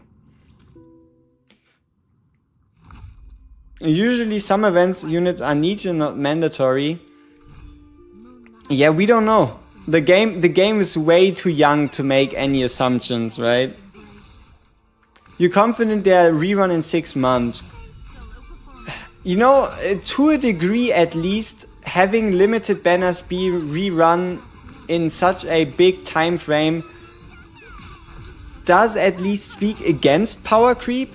Because if you power creep units too fast, you're never going to get anything from characters if you rerun them after 6 months, right? Like if a Laurelai becomes irrelevant after like a month of her release, why would they even bother with rerunning her? So I guess it's like a power, yeah, it's also a big copium again. Big copium. We don't know anything about any of the characters outside of Laurelai as of this moment. We do not know anything about any character besides Laurelai, and you want to know the worst part? Even what we know about Laurelai is in no means anywhere close to what we need to know to make a proper decision on how good she is.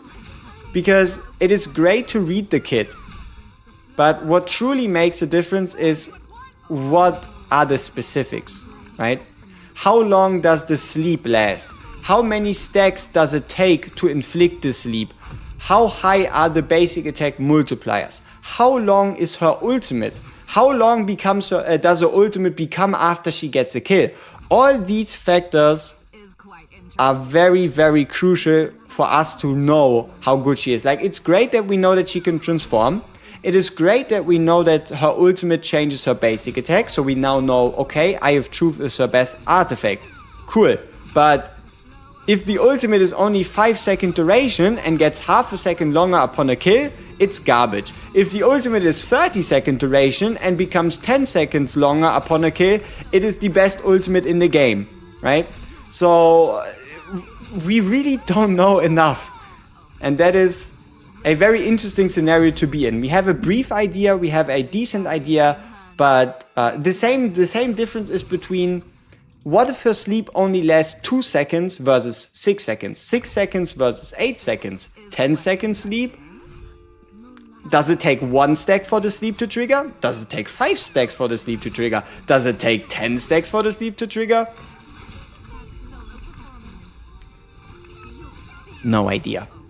So it's going to be an interesting time trying to figure out exactly what you can expect a Laurelai to do. Hey, Atomic Power! What's up, what's up? With the chariot in hand.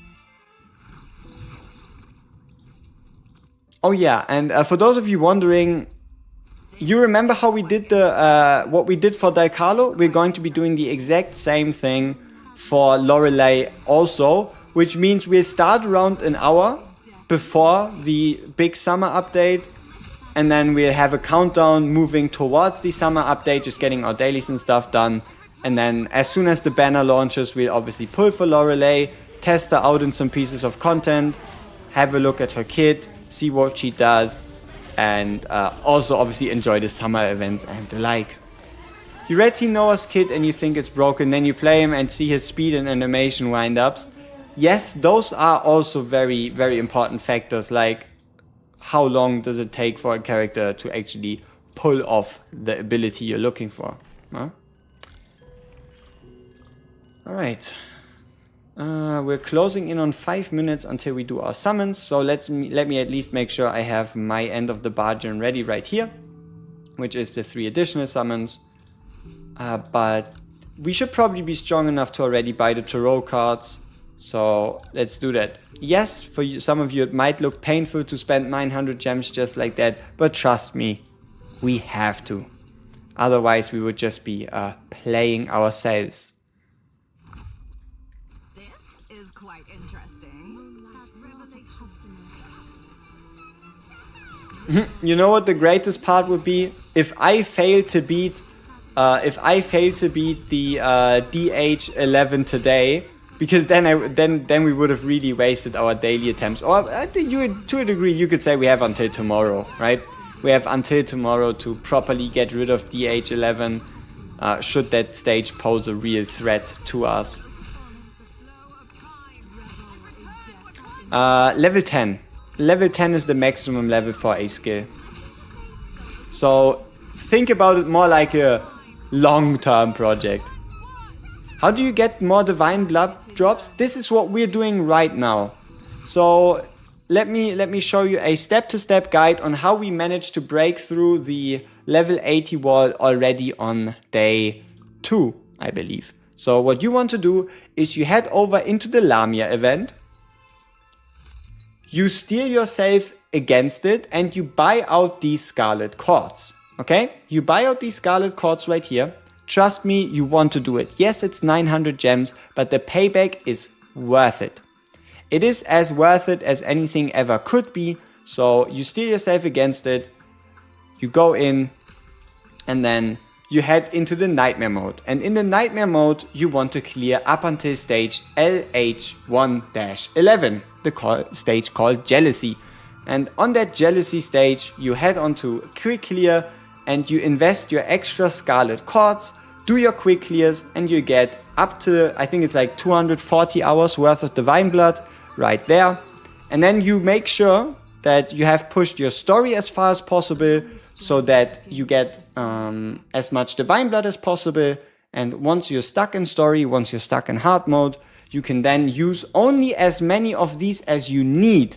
Only use as many as you need to break through the 80 wall, because you're going to have the same thing for 100, 120, 140. So this is the reason why. I think it took us like 70 divine blood vessels to actually break through it.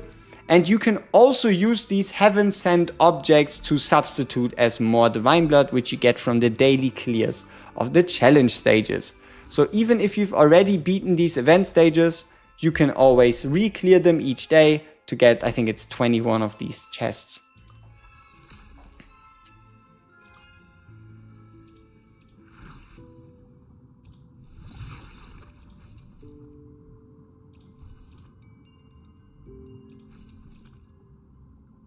Should you max Acapella's ult to level 10 first before proceeding to Lamias? The materials are really hard to get.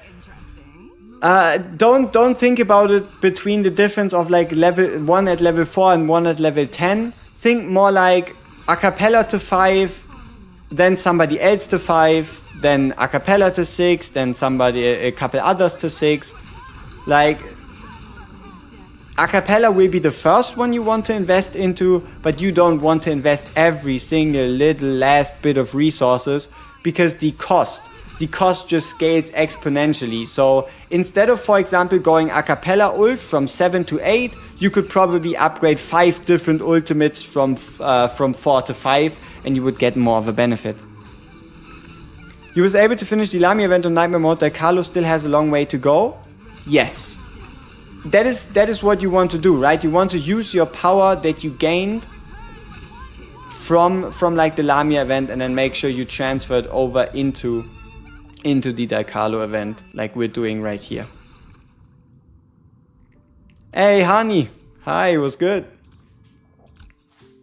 1 minute and 57 until we do over 10% of what our what our account has done in total summons. Isn't that great? Quite interesting. That's a lot of summons, you know?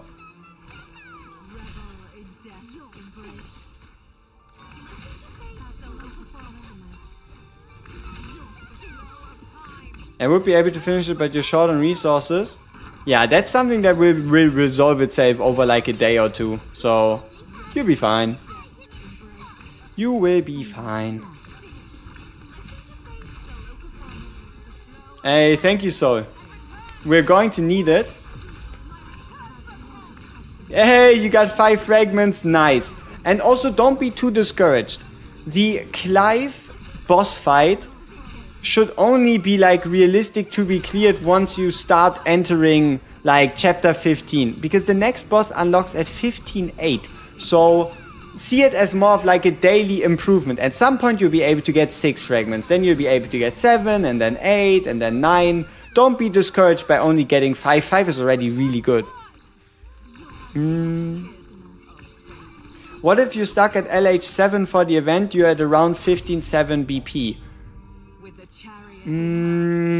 You should probably try to see if you can increase your overall BP a little bit more by, let me see, what could you do when you're currently stuck on level 80 and you want to increase your BP level?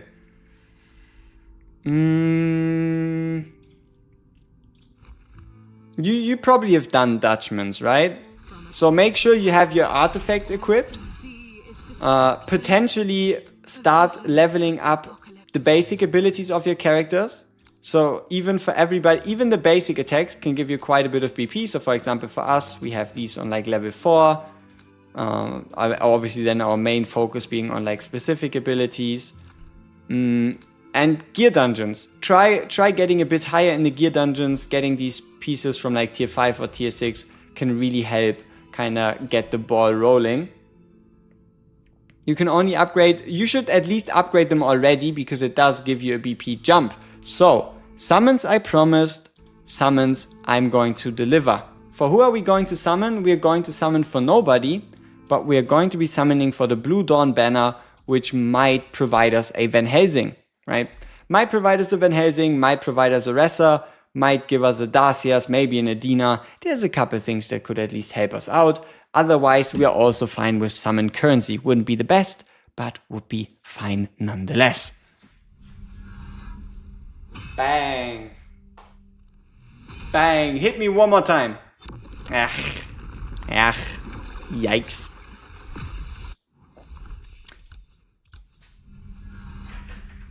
Bang. Bang. One more time. Ouchie. Ouchie.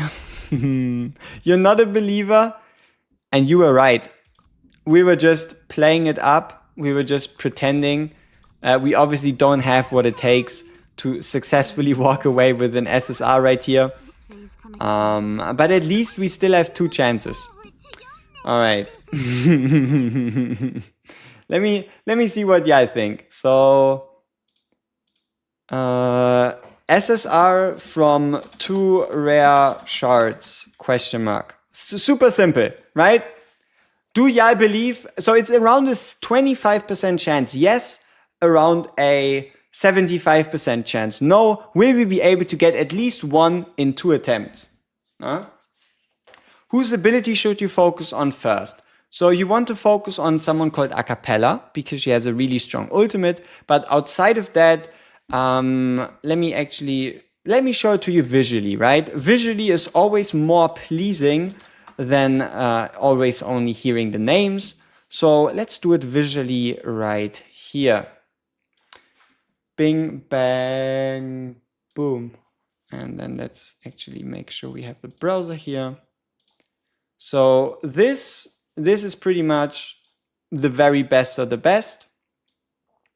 And your skill ups, especially early on, should mostly, if you want to be safe, only go to anything in these highest 3 tiers right here. Especially for the first few days, you're going to use anything that's in here because they are either ancestors or they're super overpowered themselves. Anything below that is something you can work on like later over time, right? So right here, ancestors S plus S. Oh, if you want that tier list, you can either take a screenshot right now, or I could be smart and just post you the Google Doc in which you can have a look at it. So you can save it for yourself if you want to do so. Let's actually make sure we pin this one. There we go. So yeah, anything S and above is an easy tier, and then anything in A works well too. You know what? Let's actually move Ressa over here. I'm tired of seeing her in B. I don't accept it anymore, and I don't want to hear any complaints, all right? I don't want to hear any complaints. Ressa is A.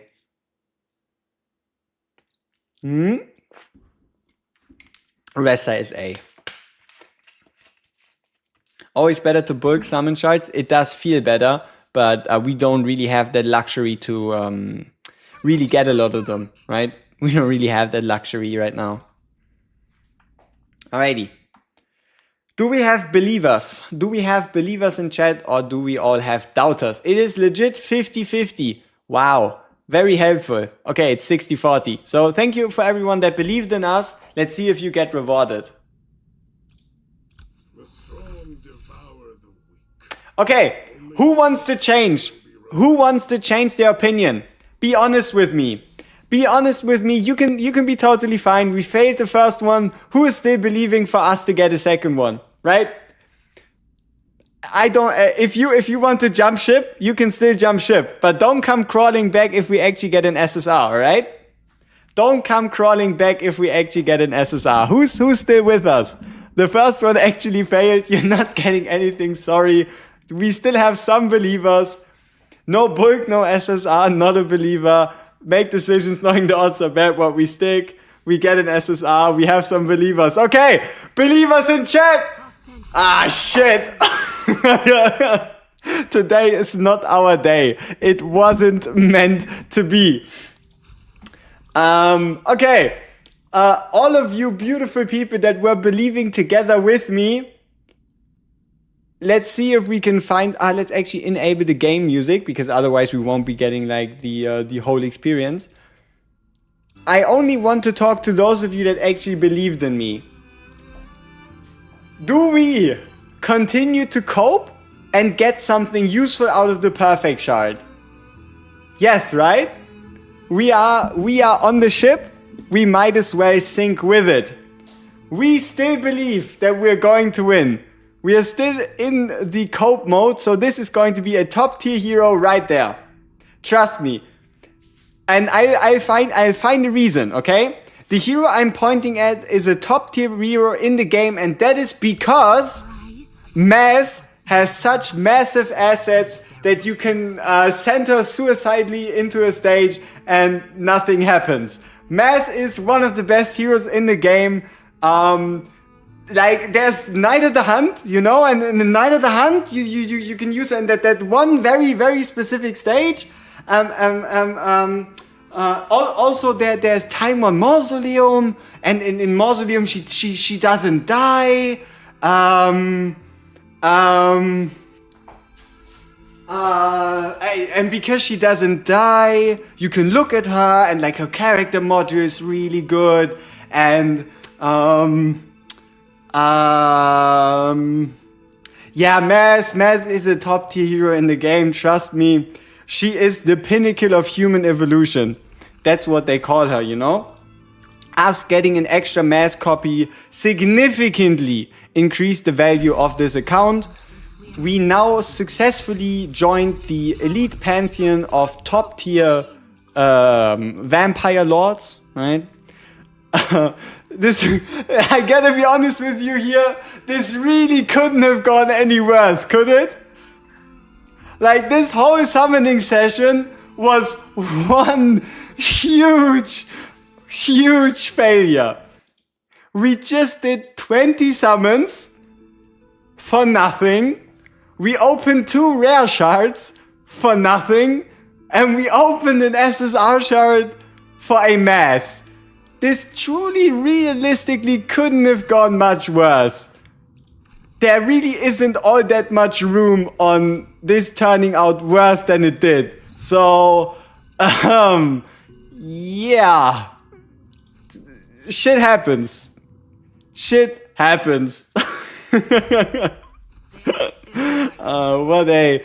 What a beautiful scenario to be in. Oh, what a time to be alive, people. What a time to be alive. You mentioned an armor dungeon. Oh, that's just the Tomb of the Fallen, right? That's just the Tomb of the Fallen. Oh, wow.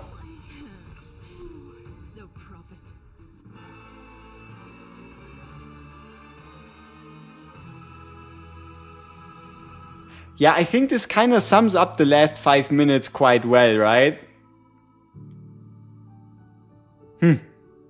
This does sum up the last 5 minutes quite decently. Fantastic. Fantastic. At least we were able to beat DH11, so it's time to get to farming. Booyah! 6,300 event materials. Once more. 6,300. Alright, time to buy out the shop and spend it like it's infinity. Bing. Bang. Boom. Bang. It's time to take revenge on the stage. We now get a big boy power boost right here. We are now entering the big leagues. Big leagues. Alright, let's get rid of this. Let's get rid of these. Let's buy those. Our purchase order was a bit off. But we got most. We got most of the stuff. Is it the last day you can do stages? No. We still have 3 days. We have today, we have tomorrow, and we have the day after. So it's still 2 days. No, I'm not going to get myself into Lost Sword. I'm stuck here with you in Silver and Blood. You don't even. I mean, I guess I could tell you, right? Today's day 19. Today is day 19 of the game release, and I've spent.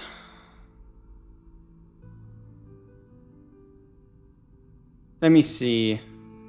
Probably over 300 hours on game-related activities in the last 19 days. Might even be more. But it's at minimum around the 300-hour mark. So we're stuck in this together, boys and girls and gentle ladies and gentlemen. We're stuck in this together. I don't intend to abandon the ship, huh? If you become lost, We are all in. Hey, level 100. Nice. if you become And kids. I don't think there's any kids watching. If there is any kids watching, protect your funds. Don't get addicted, alright? Gachas are a very easy gateway into debt. Huh? Don't go into debt over waifus. It is not worth it. Waifus are temporary while debt is eternal. Alright. Now that we've spoken our piece of wisdom, yeah. Let's make sure we get our power upgrades out of the way first.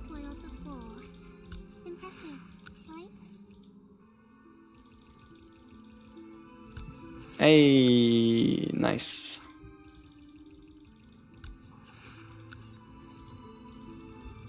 You put Incendiary Guards yesterday with the SSR in the Carlo Vault. You don't want them. What? Shut up. You put it, Ancestor. You don't have any right to complain. You have what? You know the right. You have the right to remain silent. You have the right to be happy. All right. I don't want to hear it. I don't want to hear it. Gambling is always good. No. Gambling is only good if you win. Right? Let's be realistic here, people. Gambling is only worth it if you win. the longest journey begins with Mass's 3D animation. We were lucky enough to never pull her. Sure. This is Mass. She is a demoness that has like huge size growing out of her back. It is a sweet model, but she also kind of looks like a bug. You know, you see this texture? You see this? I think I can make it a bit bigger. Let me try. The expert. The streaming expert, ladies and gentlemen, right here. So you see this like texturing on the head? It does remind you a bit more of a like insect than of like a true demon. But this is Mass 3D.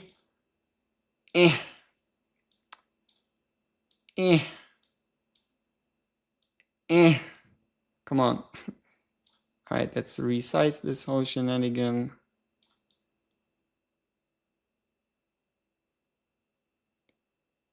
Alright. And animation-wise, buckle in. Alright? Buckle in, stay ready, stay attentive. It is tantalizing, you might say. I'm saving premium summons for hopefully a banner with male characters in the future, so probably skipping Laurelai dudes instead of boobs. Valid point. Valid point. But, whoever asked for Mass's animation, buckle in, be ready, secure the pants, alright? And we're not going to finish it right here, but yeah.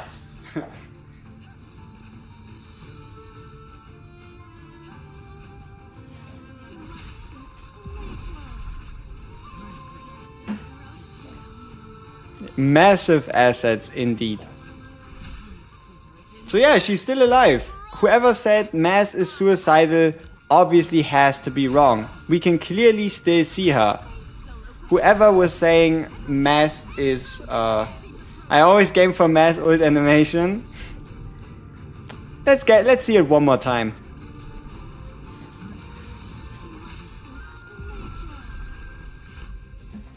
Yep. She is in fact suicidal. Alright. Time to leave the game mode. Yep, we do need more male characters. Bring us Dracula, give us Transcendent Kane. Like next update, like the one after, so August 8th and beyond. You know that better include some male people. Mass. Indeed, m.asif assets. Okay, where were we? What were we doing? What am I doing? What are we doing? We just bought out the event shop. And now we need to know how to make our resources work for us. Okay, let's do 24 hours. And let's bring everybody to level 100 first. I've been waiting. My shield. It has become even sturdier. The moonlight shall guide the wind's path. Wings of the ages. Alright. I've been waiting. So let's look at the calculations. We need 12,000 divine blood. We already have 1,800, which means we need 10,100 divine blood. Even if we use all the divine blood we own, we can actually do it. So, okay. But this might be too hasty.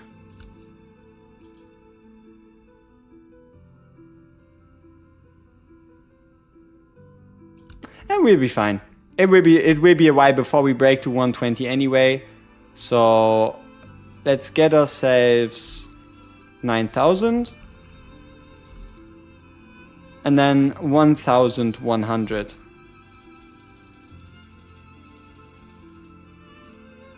1,100.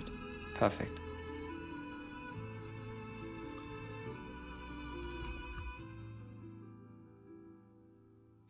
Two limits in the game is a month old. Moonton always chasing the bag. You might say so. Okay, we have enough. Hey, we have enough resources to just upgrade everybody to 101. So be it. My Perfect. It has become So much for the 101 wall, huh? is simple.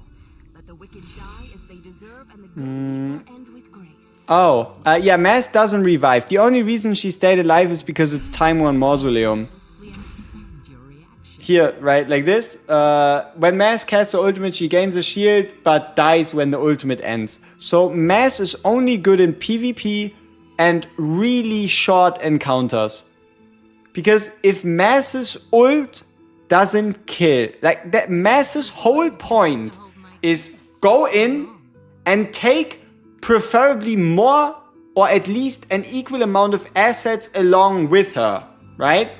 So if you send in a mass and Mass dies, let's say PvP, at least she has to take one guy with her. If she takes one guy with her, both of your teams now have 4 units.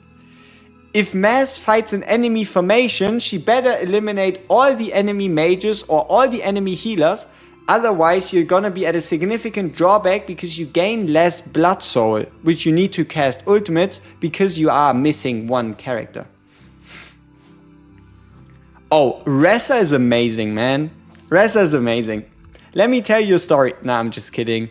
Yeah, currently AoE is more prevalent, but the more boss content we get, the less relevant AoE becomes as a whole, because AoE isn't as effective against bosses as single target damage is, and that's just factual, right? That is just the way of the world.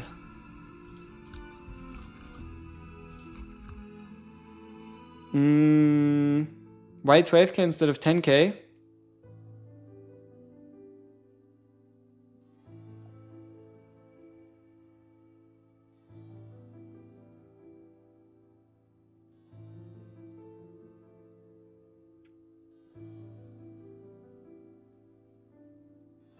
I don't want to talk about it.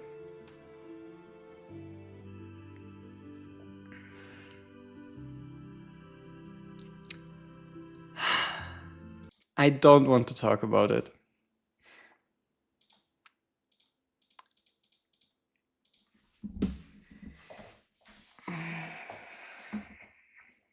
I don't want to talk about it.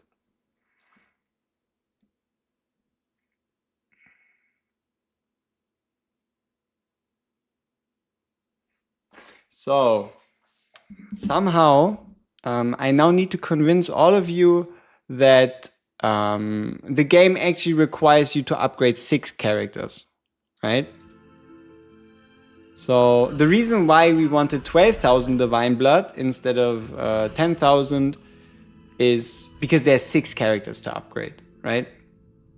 There's a hidden transfusion tree in which you need 6 characters, right? So, yeah. Okay, let's be serious here. For all of you, I just wasted an incredibly stupid amount of resources. We could have kept at minimum 40 hours more worth of Divine Blood. We could have kept 40 hours or more worth of Divine Blood, and I just wasted it because I forgot that there's 5 characters, not 6. So yeah, don't make the same mistake I did. There is only 5 characters. There's obviously not 6, and 5 times 2,000 does in fact not equal 12,000. Okay. Is Thibault only good for multi-team content, or is there anything she's specifically good for? Yes, Thibault was actually incredibly useful as a support alongside Acapella and Dalcalo during the current prophecy. If you, for example, check out the team we've used, you see that Thibault was an integral part of our team in providing the 40% increased crit rate. Man, I hate the way they describe the buff, right? It is crit resist rate reduction, which means a 40% crit buff, okay? From now on, I'm just gonna call it 40% crit buff, okay? Crit resist rate down is such a weird thing for people to comprehend. I might as well just call it crit resist rate down. Did you purchase the event tickets? Yes, we purchased all of them, and we were just able to beat D8, D1118, and we've just bought out the event shop for, or almost bought out the event shop for the Carlo, and that is how we were able to so smoothly break through level 100 and now into level, the way towards level 120, right?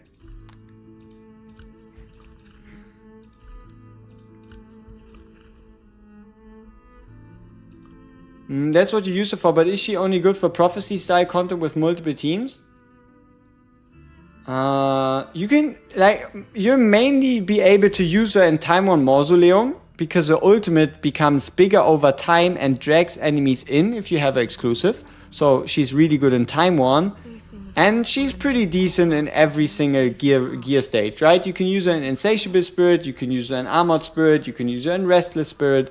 She's really good in these types of pieces of content. But you don't particularly see her as much in story, and that is because of the nature of the ability, where once it kills something, it then like moves away, and you cannot quite control the ultimate as much as you really wanted to. Did you already level up your gear on the free-to-play? Yes, we did. Let me give you a brief showcase of the pieces we've upgraded. So, main DPS set, number 1 on Carlo, we have the helmet on 3 and we have the ring on 3. We started upgrading these pieces all the way back from tier 3, but we then continuously fed the upgraded pieces into the later tiers, because you do not lose experience in transition, which is, so we took our level 3 ring, fed it into a level 4, took the level 4, fed it into a level 5, took the level 5, fed it into a level 6. And then also we have Hati. For Hati, we also did the same thing, upgraded these 2 pieces, continuously upgraded them, but that's about everything we've invested. No investments in any of our tanks or healers as of this moment. Gears with faction bonuses are random drop, yes, but they also only like appear at certain intervals. So, we don't lose experience when transitioning equipment? Yes, you do not lose experience when transitioning. The only thing you lose is solely. So the only thing you lose is the currency you spend at a 1-to-1 ratio. So let's say you invested 100,000 XP into a piece. That means you have to spend 100,000 solely. And then for you to use that piece and feed it into another one, you'll have to spend again another 100,000, because the ratio between EXP and solely is 1-to-1. So, if you want to know if you can get faction pieces, you have to look at the chests. So, for example, if we get Fragment 9 on the Soulless, we can get all these pieces with potentially, for example, a blue faction piece, but we also have a 30% chance at a guaranteed faction piece that is tier 6. Hey, Lizard Wizard, enjoy your workday as much as is possible, and thank you so much for tuning in. Been a pleasure to have you. The longest journey.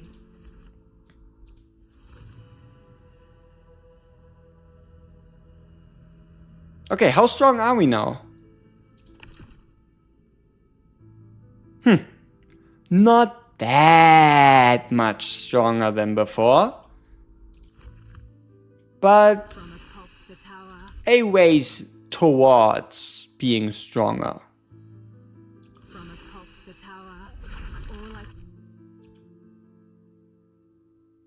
It seems I've drawn from atop the tower. The Carlo skin? Sure. The Carlo skin is good. Don't come too close. I don't want you to get hurt. Do we invest or do we save?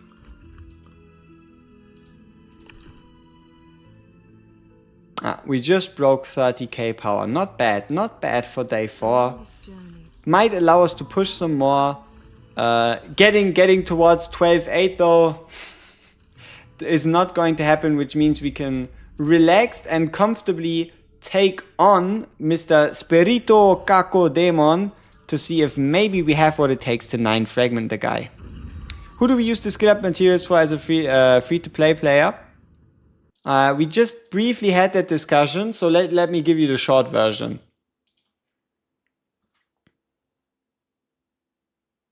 Anything S and above is a pretty safe pick. And outside of that, then over the next coming days, you can work on other characters in like the A tier with bringing their abilities to like level 4. But specifically also when you think about investing materials into characters, only pick like from S and above when you need to invest these skill crystals, right? Only pick from those when you need to invest the skill crystals. And main priorities are like the most important things to upgrade are Acapella ult, Bella special, Stereoid Iona special, and then anything of your main DPSs, right? There we go.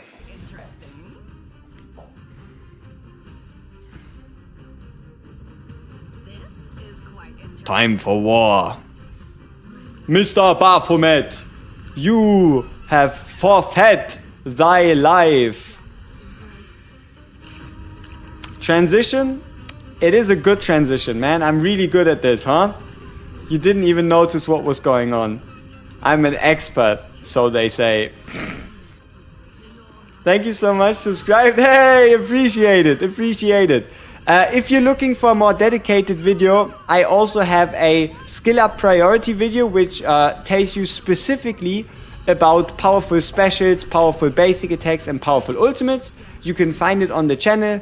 Outside of that, you have every single thing you might need a more dedicated guide already up on the channel, and if not, it will probably arrive within a day or two.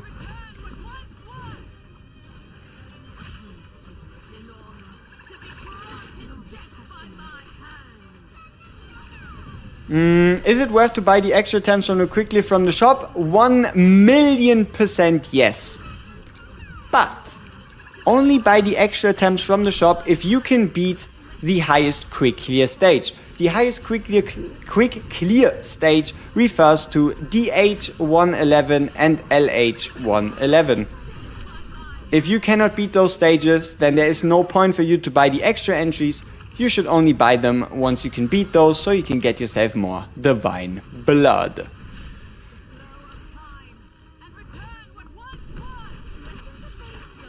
So I expect us to get at minimum 8 fragments, but 9 fragments would be the dream, you know?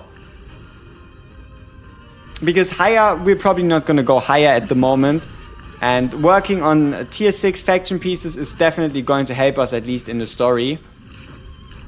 And yes, I also realized we have ultimates active. Yeah, that is a thing, alright? I just forgot to turn it off. But hey, it looks visually pleasing and you cannot tell me otherwise.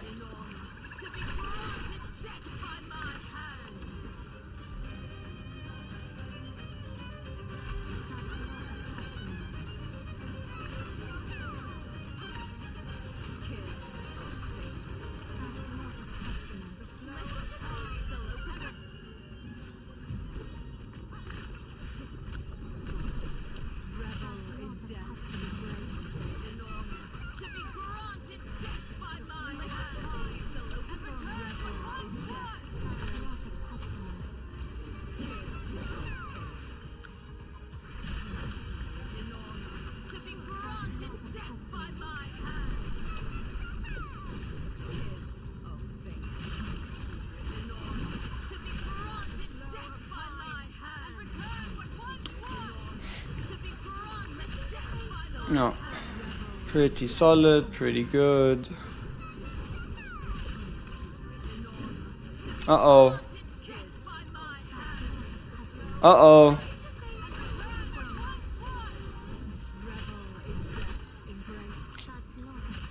That almost wiped us out.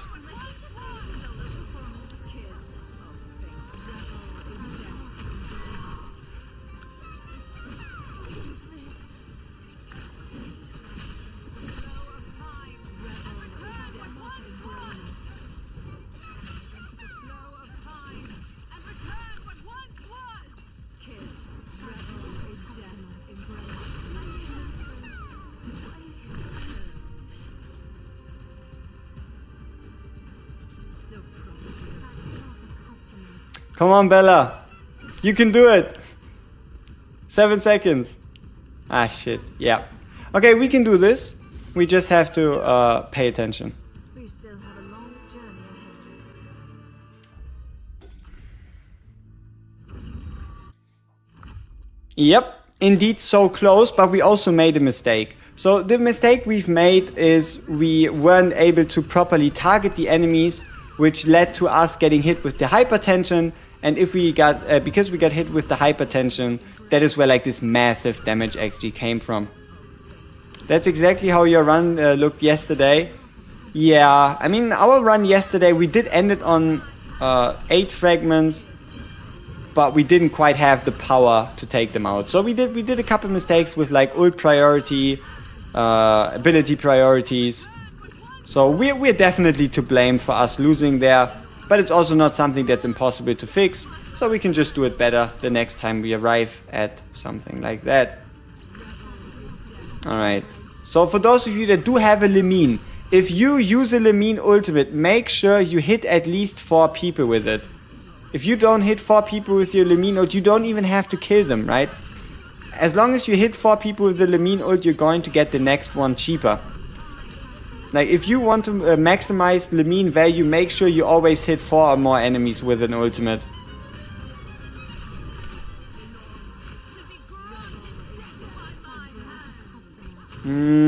Bro, you should use Acapella ulti at least once it has a shield. No, the reason why we're not using Acapella ult is so that we can get into the Blood Moon more reliably. If we use Acapella's ult right here, we lose like a bit of blood, and here we can at least then save up for like unexpected scenarios. But yeah, okay, we're currently a bit over capping, you could say, but it's still fine. So it's just for us to like more reliably get into Blood Moons.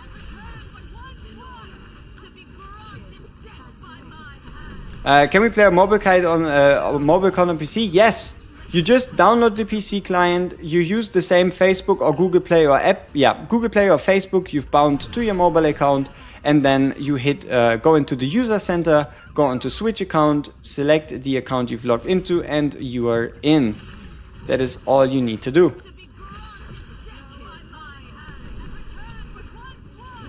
Alright, once again, let's try to hit 4 or more enemies.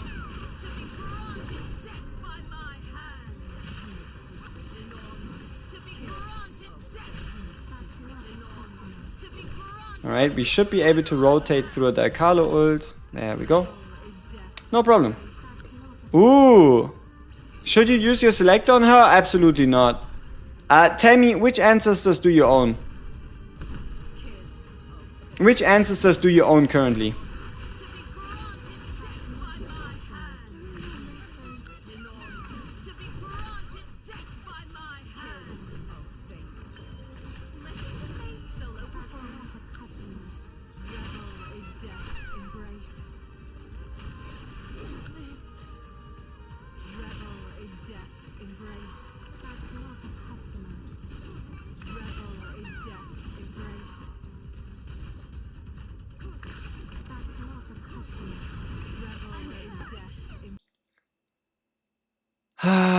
We again sold a little bit at the end. Tihati, Seth, T-Amy, wait, let me see. I already got Acapella, Stereo, Aeona, and Van. Who should you pick on your free SSR? Acapella, Stereo, Aeona, and Van. Who should you pick? Bella. No, wait, you probably got Bella day 8. If you don't have a Bella yet, you can pick a Bella if you wanted to. If Agaris didn't exist, I wouldn't be disappointed in getting Lemine, but she feels so useless in most of the other game modes. I used Lemine on Restless Spirit 1 Sheila, so there's that. Let me see. You got every single one on 1 copy? Probably pick Tihati. She's currently the highest DPS ancestor. So she would be the one that benefits the most from the extra stats. So if you want to pick a specific ancestor and you already have everybody, pick Tihati. You're only missing Ayagaris. Is he worth the Selector?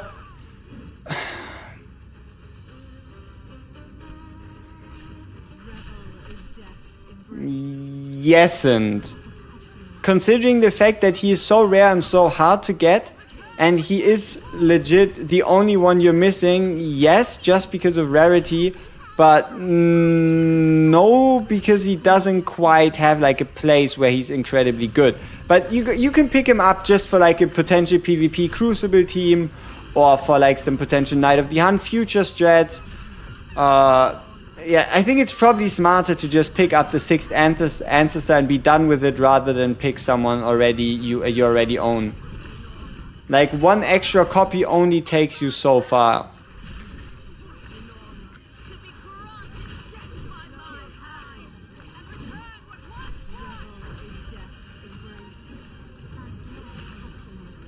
You're stuck on 12.3. What should you be upgrading? Your main focus should be general character level. General character level followed by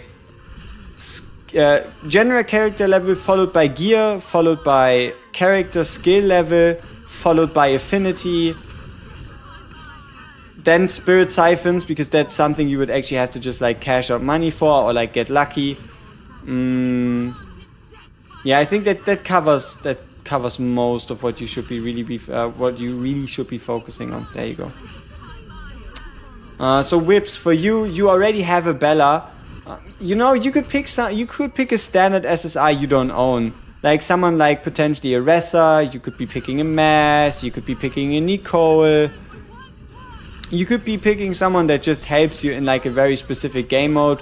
Or you just pick a copy of Van Helsing, right? If you just want to pick a copy of someone with your Selector, just pick a copy of VH and you'll be fine.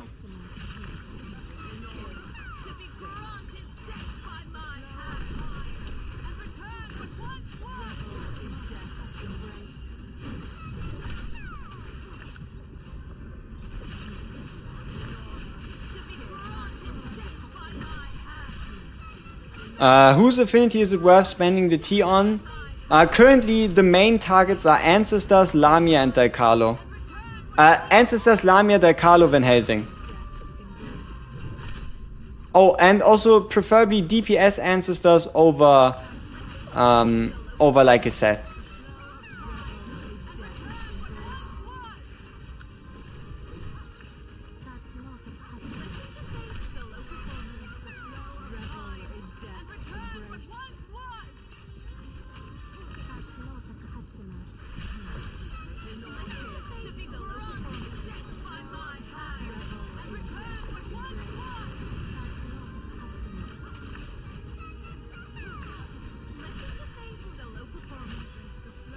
Alright, let's wait it all out for one more slash. Ah, shit.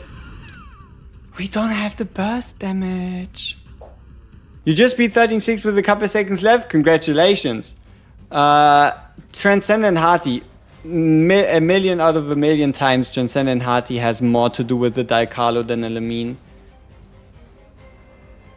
I have Nicole and Ressa, but no Mass. Maybe I get a Van copy, thank you. You might. Yeah, you'll probably get Mass at some point anyway. We don't have the burst damage.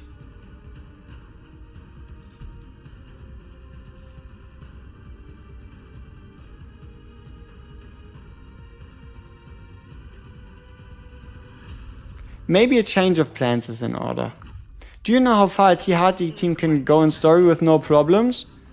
If you include a Dialkalo in there, you can easily make it to chapter 11, which is what we did. Right? Like, you can easily make it into chapter 11, but starting from chapter 11, you just have to be more mindful of how you play with a T-Hearty. Replace Dariad with the damage dealer, we won't survive. We're getting a lot of damage, not only from the boss, but also from the minions specifically. So if we were to replace someone with a damage dealer, it would probably have to be a cappella. So what I'm currently thinking about doing is potentially running a Thibault instead of a Lamine for the cheaper ult and increased crit chance, so that our Dialkalo can carry us to victory. Yeah. That's currently what I'm thinking. Resa, we don't have a Resa. So if I were to put in a single target unit, it would probably end up being T Hearty. But T Hearty would be just there for the purpose of being T Hearty. Right? Or better say, just for that last shield. So let's try it with this revised team with a bit of a cheaper ult. Or also cheaper rotations. Also, as great as Lemine is, she does limit your ult rotations by always staying on your hand. Like, her ultimate always remaining in your hand is both good and bad.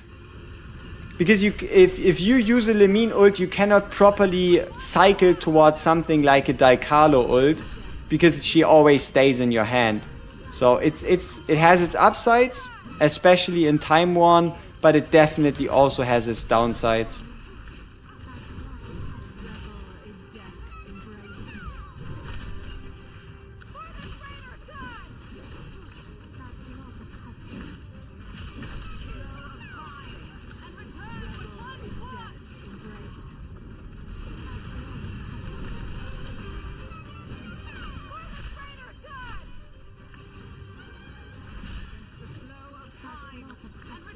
My only fear is that our Thibault's ult just won't be strong enough to compete once the phase transition happens, you know?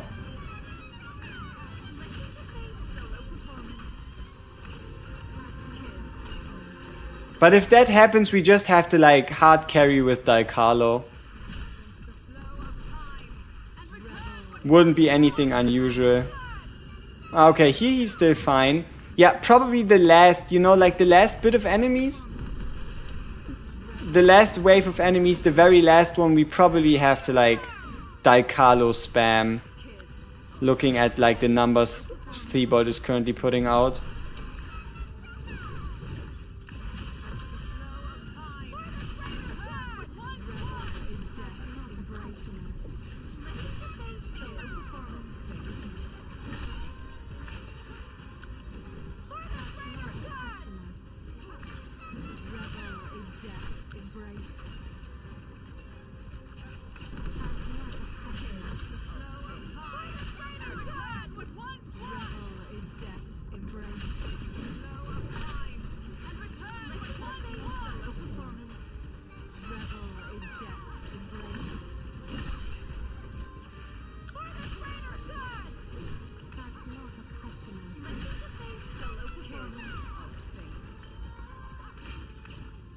Alright, let's take one ultimate together.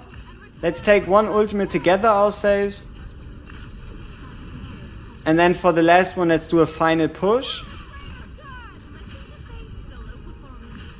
With everything we have. Perfect. We had a plan, we executed the plan, and we succeeded. Nice.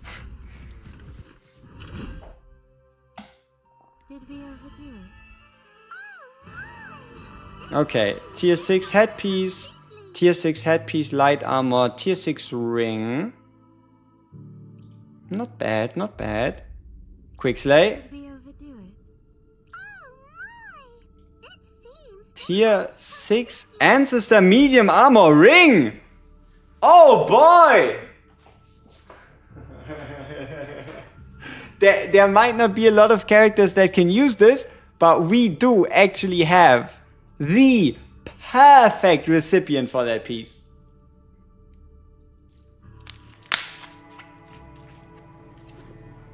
Was struggling with another AoE?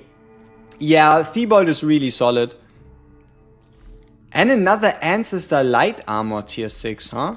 A lot of light armor helmets, a lot of Ancestor stuff. Alright, tier 6 chest piece. Bloodborne tank? Yeah, no. Okay, a lot of stuff. But I gotta be honest with you, we're kind of gear maxed at the moment. I don't know why you hype for tier... Look at our account. Right? Like, I wish I could be getting tier 9 gear at the moment. take a good look at our account and then wonder again, why would we be hyped for such a piece, right? we need certain gear to progress anyway, and getting pieces that help us that much, hard to find for us at the moment.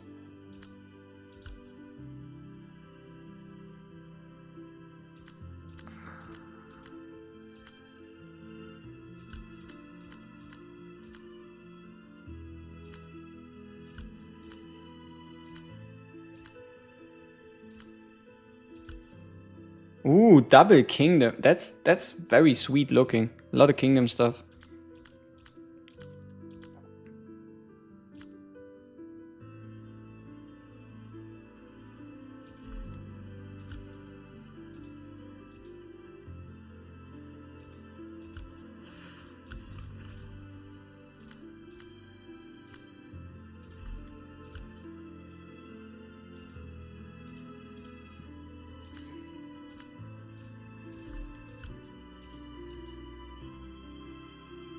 Alright, I think we're currently done at the moment for gear. What would be a good team for chapter 12 and 13 of the story? Bella, Stereate, Iona, Acapella, double DPS, be it Lamia, Dalcarlo, Van Helsing, Lamia, Van Helsing, Dalcarlo, any combination, right? Just run the standard Acapella, Stereate, Bella, and then use 2 DPS, be it Transcendent Noah, Transcendent Hati, Dalcarlo, Lamia, Van Helsing, any of those. Yeah, we're close, are we? Let me see, how close are we actually?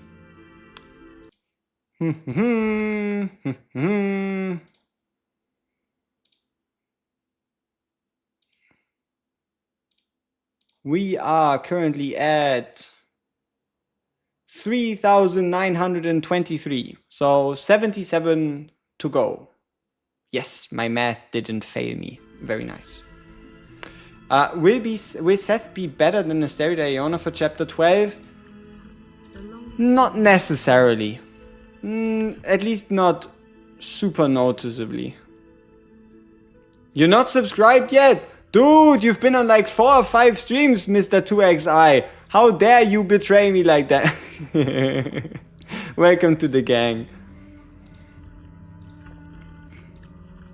Okay, if we can beat 11-4, we can skip out on having to do 2 times Mausoleum today. So let's get to it. Let's get down to business. Give me one more stage, you got this. I'll beat a million stages just like this.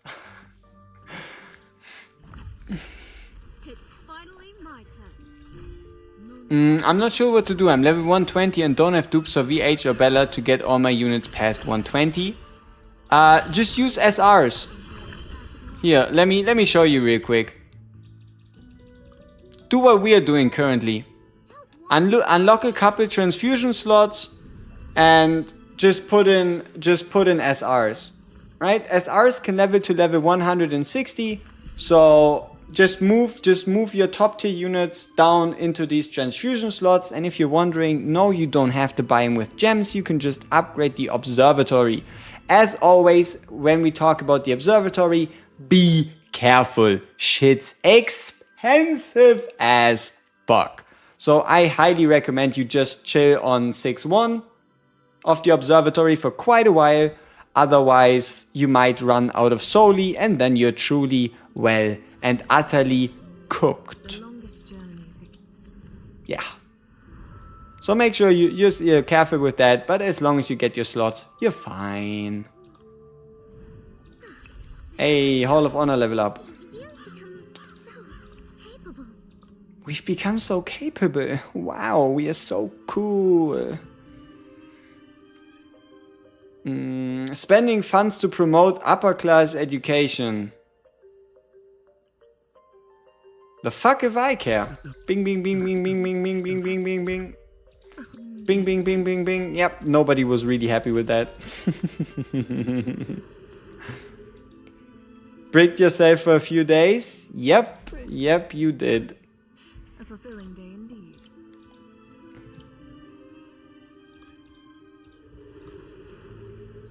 Yeah, but also Observatory isn't super important, right? Like, you don't need all the extra 15 transfusion slots.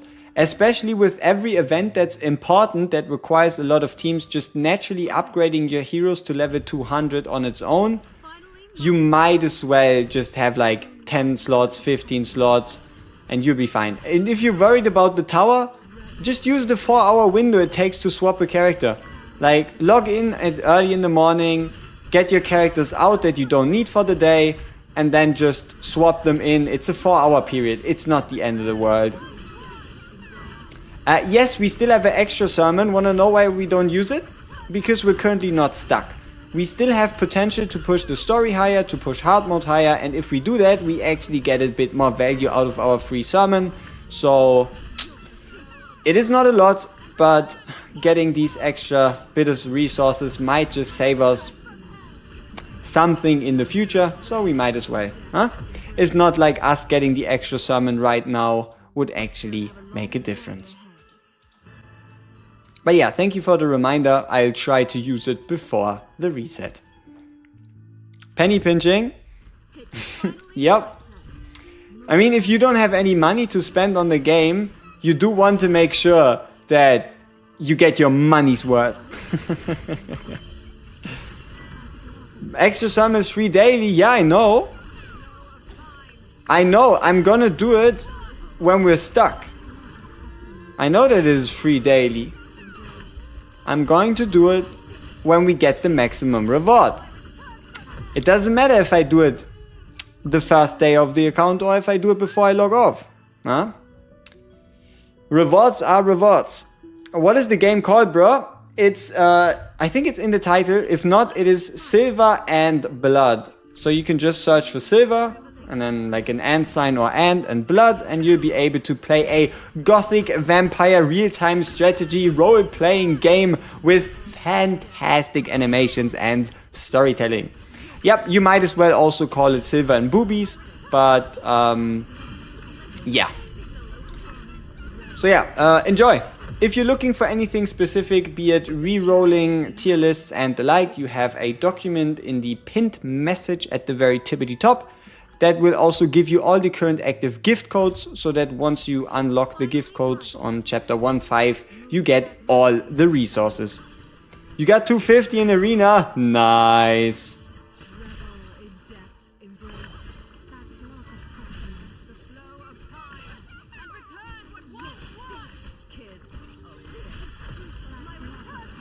Hey, sweet. Yeah.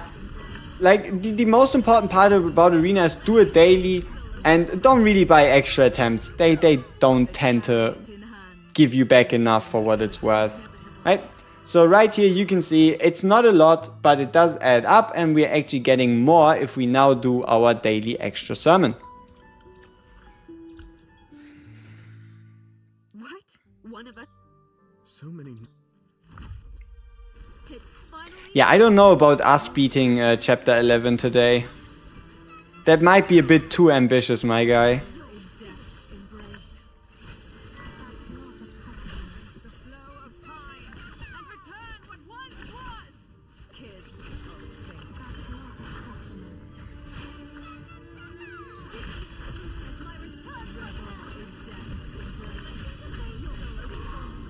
Octavia's your secret arena weapon. Valid, valid. She can become really annoying to kill if she actually survives. Like, if an Octavia survives and can trigger her lifesteal passive, dude, she can be a pain in the ass. 11-8 is a cakewalk. Yeah, but we might as well have to make it to 11-8 first, right? I don't quite have the number in my head, like the BP number. If it's like 34,000 or something, we might still very well be fine. But if it's any more than that, yeah, might become more trouble than it's worth. 36? That's too much. That's over 20%. Not gonna happen. Unless the extra Priera that we're given during the fight adds additional BP to our team. Right? Unless the Priera actually adds additional BP, or we get like a huge resource burst from somewhere, I don't see us fighting 6k BP up.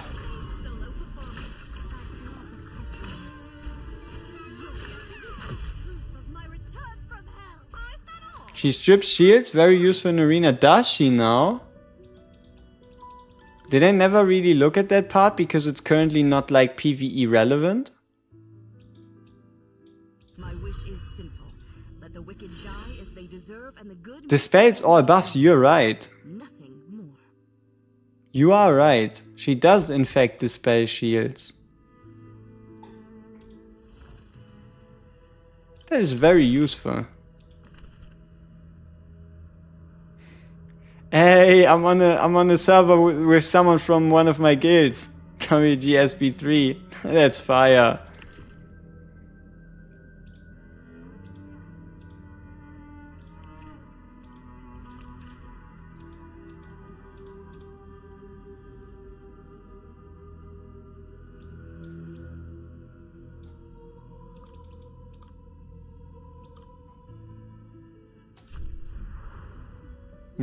Yeah, seems like a Steroid Aeona counter.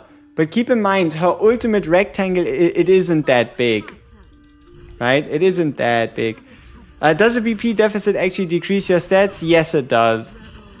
Like, from like 15% onward, you're looking, I think, at like a 40% decrease.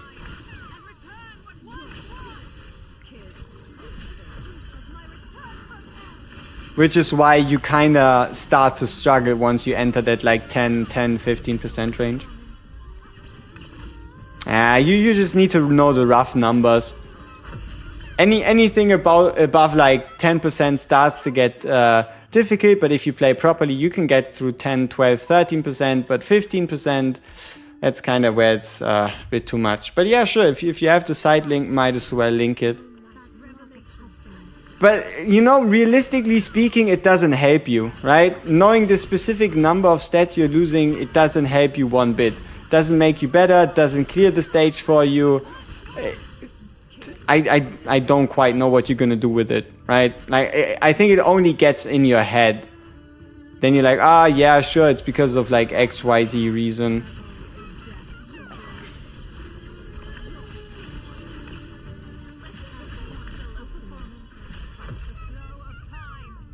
With the chariot in hand, victory.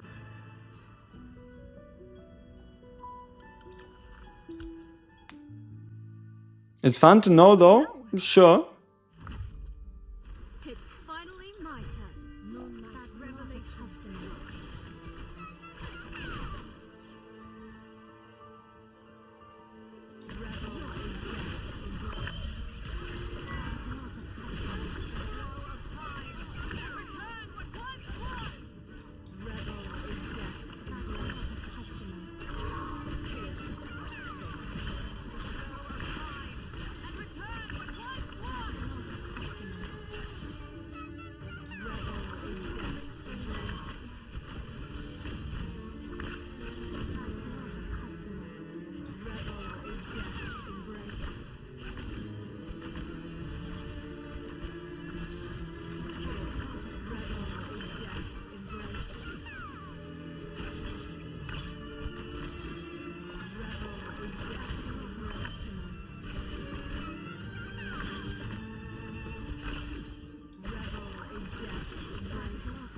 I think the player must add BP to your team for Boston to clear it with ease at 31. Oh, nice. That's good to know. With the chariot in hand, victory is. Yeah, then we might as well be able to crush it. It's finally my turn. Now then, unleash the devil. That's revelation. Revel in death's embrace. That's not a custom. Flow of time. Return what once was. Revel in death's embrace. My return from hell. Revel in death's embrace. It's not enough. I've yet to reach my limit.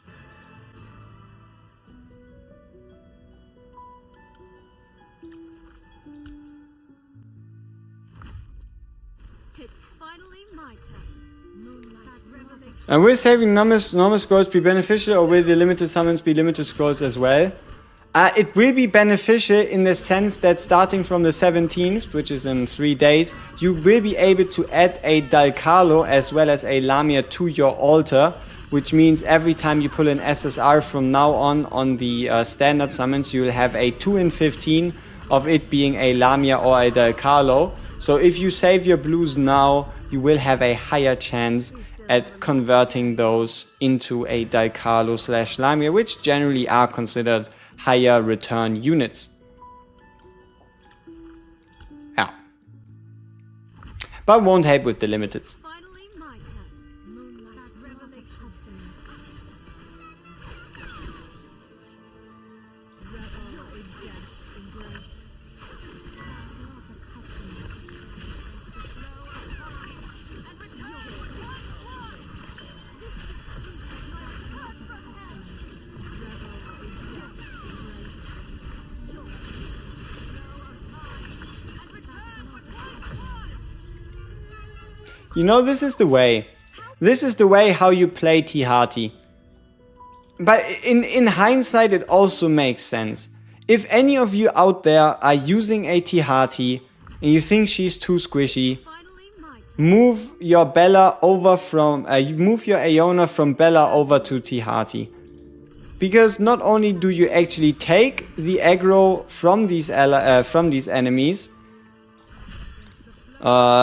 you also, yeah, so basically you take the aggro away, which means Bella will have less trouble, and Hati really is the one that is in more danger of dying than your Bella. So yeah, you are better off saving her or giving her the temporary shields, because it just makes everything go better.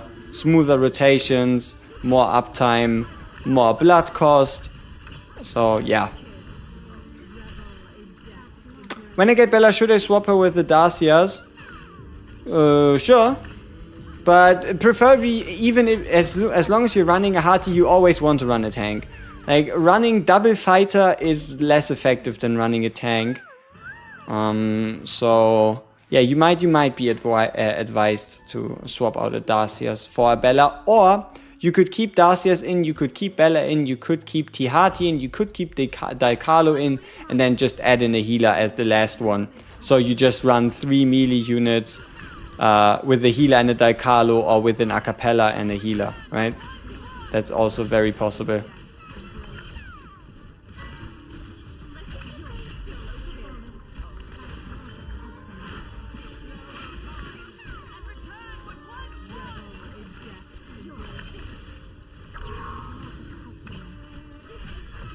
How old is this account? You're level 42 and nailing chapter 11. You really cracked open the strategy of this game.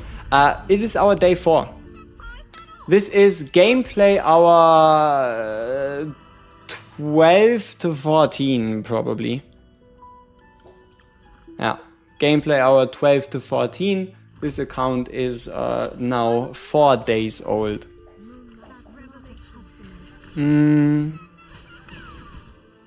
Yeah.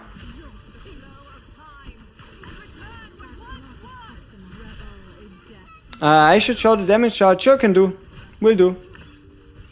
I just usually don't bother with it because it doesn't help me, right?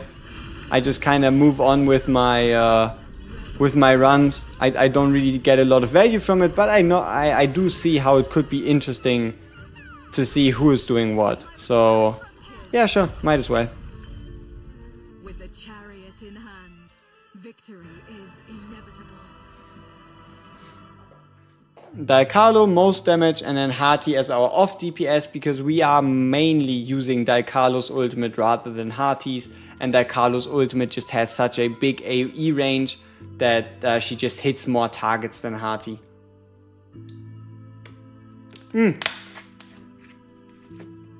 Bella is also always really good at making sure her summons stay alive. Look at that, she's out healing our Starry-eyed Aeona, isn't that something?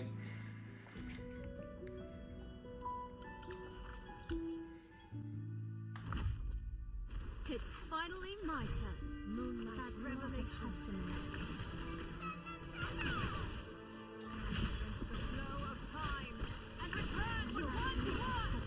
Yeah, I mean, look at this. How many enemies are we even hitting? Like 7 at the same time? Crazy, crazy amount of hits.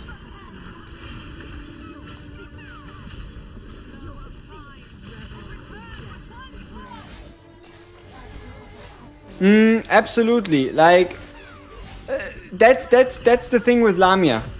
She does have a very potent passive in the lifesteal. But she is a raw damage dealer. There's no doubt that the Lamia does way more damage, or more damage than a Daikalo. But the shutdown transformation, plus all damage down, plus all damage taken up, it is just so much. Alright, and here we just naturally lost Hati, even with everything else considered. So we have a couple choices here. Either we accept fate, or we somehow find a way to still make her survive by potentially moving her into the second row, or maybe even, like, I don't know, starting off with a different ult. It's a bit hard to say.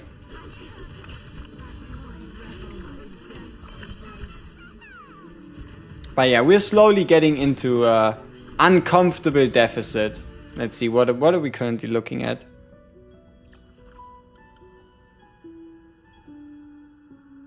Yeah.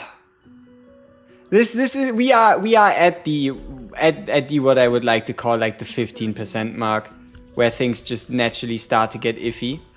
So let's see if we can close the distance a bit, and that is by investing into our main Dark Horse. Isn't this a beautiful Daikalo? Huh? Almost 8k power. Very nice. Very nice. 11-4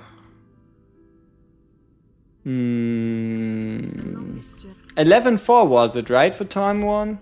So we can play another stage at time 1. If we play time 1 though... May I have a taste? Okay, we do have everybody geared. Okay, we should be fine. Should be fine. Daikalo being an enchanter and outdamaging many DPS is insane. Yes, she has really good multipliers in her kit. Now then, Really good multipliers. unleash the devil. Look at this team. Unleash the devil. What the fuck is this? Desire beckons. Triple fucking ancestor madness, man. I couldn't build this team on my main if I wanted to. Not that I want to, but yeah, I don't own these characters.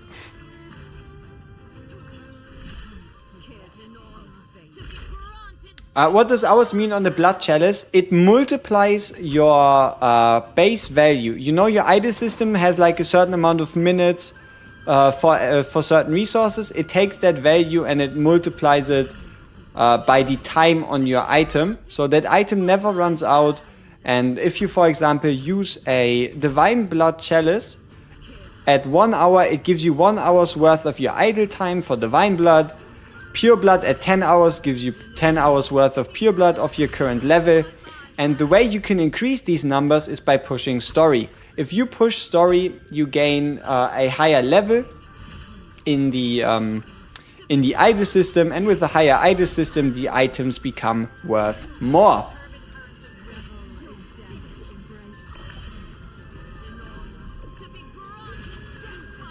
I don't even know what T. Amy does in the mausoleum, but I guess we'll find out. So that has me a little excited.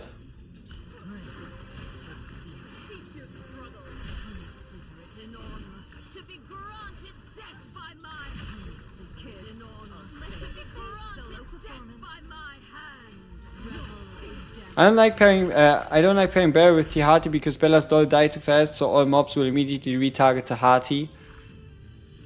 Yeah. I mean, for us, we were able to make it work, and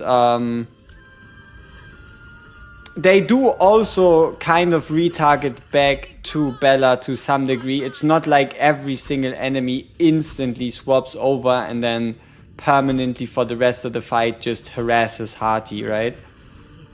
But yeah, there is a certain level of unpredictability to these enemies.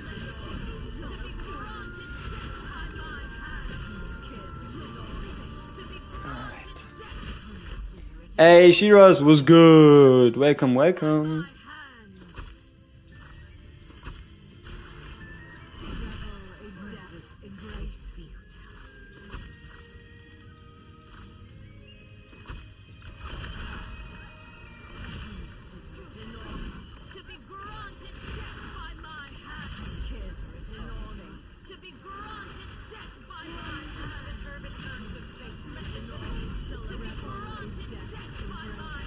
Come on, I just want the upgraded piece. I want to know what T. Amy does. What do we need? Corals. Yeah, I could have thought of that. It's pretty on the nose. So yeah, I should have thought of corals. I mean, she's like, I don't know what she is. She's like a fish or something. So yeah, it makes sense that she's looking for some good old corals. Hey, the pushback is really nice.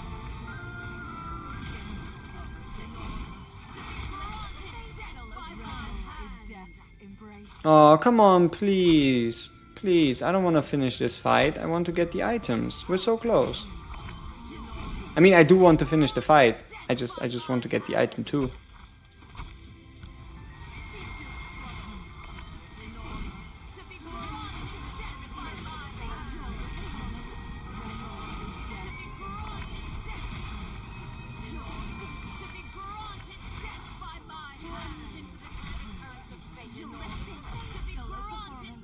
Oh, come on. How hard can it be to find a couple corals? We're running out of enemies to face. Really now? Why is it so hard to find a bunch of corals?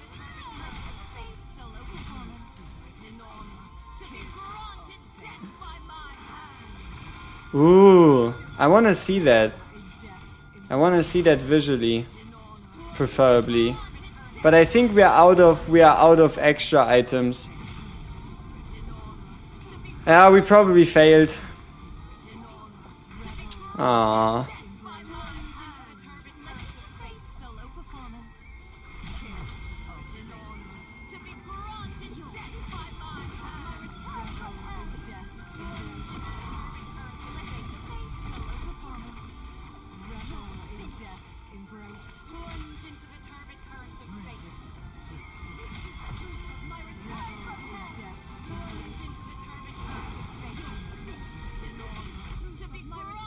Oh, we did get one more chance and it still wasn't meant to be.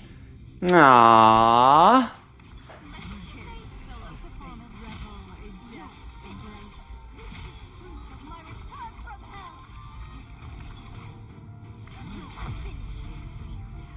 Do you hear it?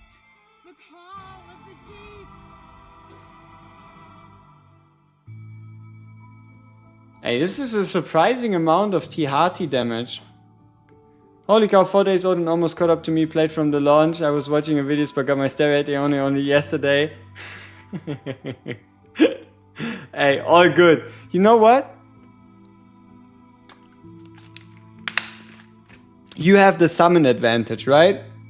Like, something I'm a bit frustrated with myself is if we started this account a day earlier, we wouldn't be missing out on the 20 summons from the event, right? Like this is unfortunately 20 summons we won't be able to get because the event ends on day 6 for us rather than day 7, so that's a bit frustrating.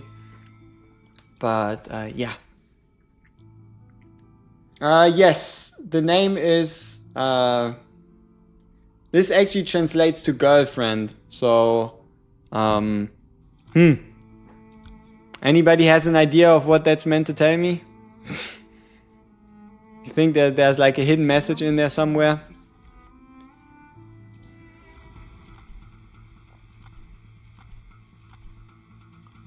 Alright, how many surveys do we have left? One more survey, which is 300 gems. Oh, also people, do your lore bits, do your journals, right? Gems is gems. I know it's time consuming. I know it's very time consuming, but gems are gems, alright? Gems are gems. Make sure you get those. Wouldn't ask these people, soon you're putting on a wig on the bottle and writing res on it. How did you know? Who told you that? How did you find out? Huh? Who's the snitch? Who do I need to gut? Or did I leave my cam on after yesterday's stream and you were able to find that? Skip. I look at it another day. Yeah, damn, that's like what, 250 gems we just got? So yeah, make sure you do your, you get your gems for your affinity levels. From atop the tower, all I can see is destruction. A vision Wait, of apocalypse. Seth resets the escaped enemy counter to 0? You could probably make some really cheesy strats with that. But also, you could just let nobody pass by using a tank. Or more ground units. But hey, that is actually quite nice. We won't see you with Reza. How? How? When did I let it slip? When did I let that slip? How did you find out? It was meant to be a secret. Very secret. Hey, 28 hours worth of pure blood. Let's get some more levels into our Dal Carlo. Sheets getting expensive.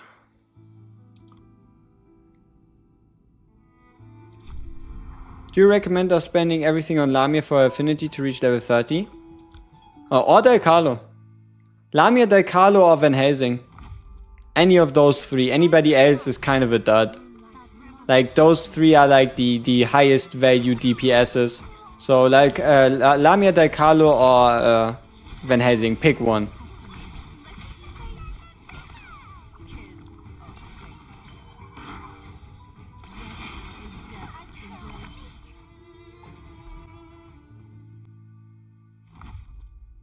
It's finally my turn.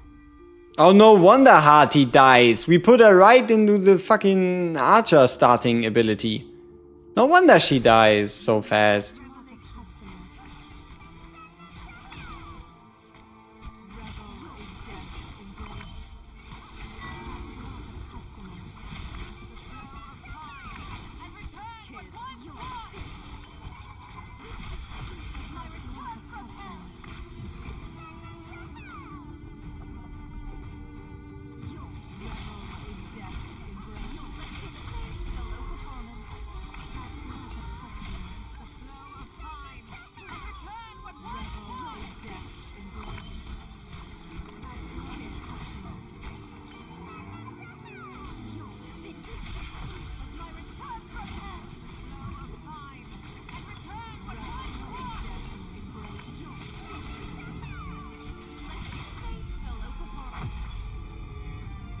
You think the new Bella is going to be the new a cappella? I doubt it. Have a long journey ahead. I doubt it.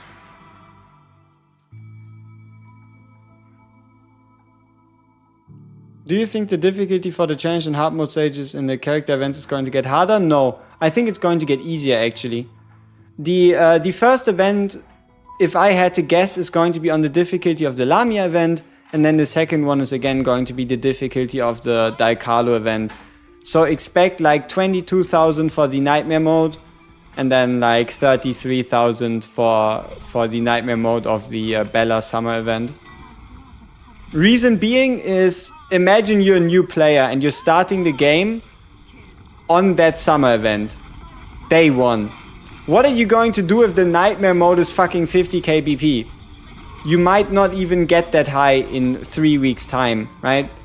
And they obviously want to also bring in new players to the game, or even just players that just started like 2 or 3 days ago before the summer event.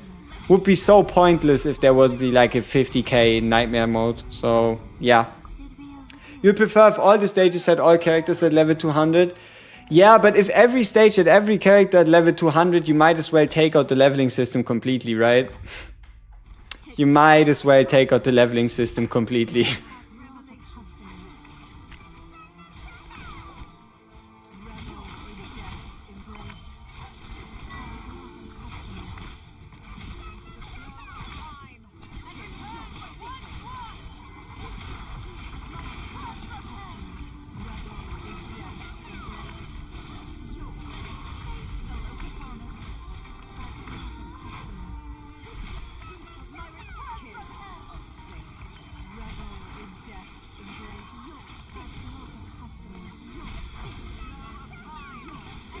Yeah, the non-competitors are always going to be low-tuned if they're so smart. Absolutely. Like, they should always be accessible to everybody. Like, it's an event meant to be for the player base and not just for the top 1%. There would be no point in them introducing... And also, even if they do a difficulty above Nightmare, still introduces the same people, the same problem, because then those that still can't clear like the higher difficulty, even if they can still clear Nightmare, are going to feel like they're left out because they don't have like 60k BP. So general events should always stay possible for as many players as manageable, as reasonable. You can do like more specific events with like boss fights and such, but these general events, they're meant for everybody.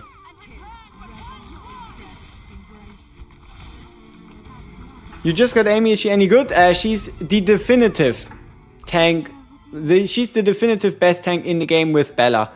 You cannot quite make a decision between the two, but definitively Bella and T Amy are number 1 and number 1, or number 1 and number 2, depending on who you want to put above who. The blessed grounds. It's finally Ah, it's this fucker. Yosh! It's that guy again.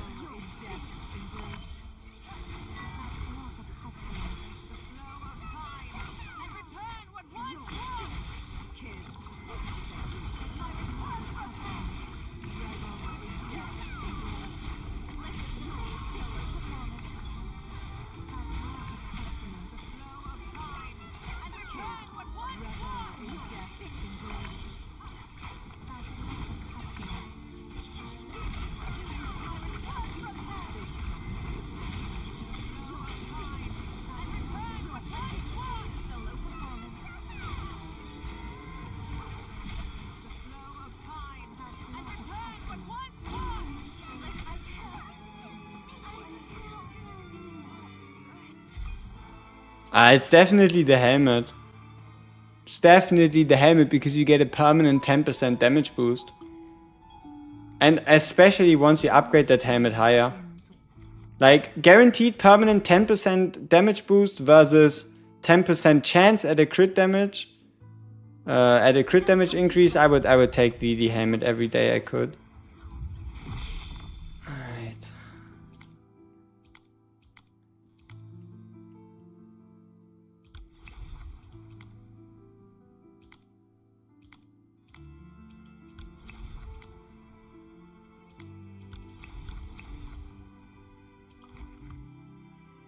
don't come too close.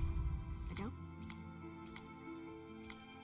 You did remind me of something though, and that is we have to play a stage of Dutchman's Revenge. You got Bella early in the week? Sweet. Sweet.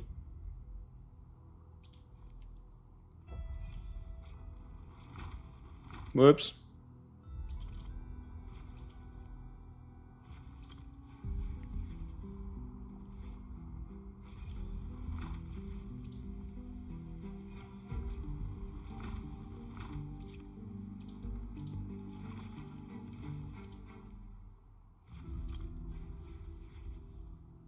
In the beta, did you get to level 200? How big of an effort is it to pass? I mean, I already know the resources required. No, I don't know the resources required for the 160 wall. We'll know it from like... Oh wait, let me see.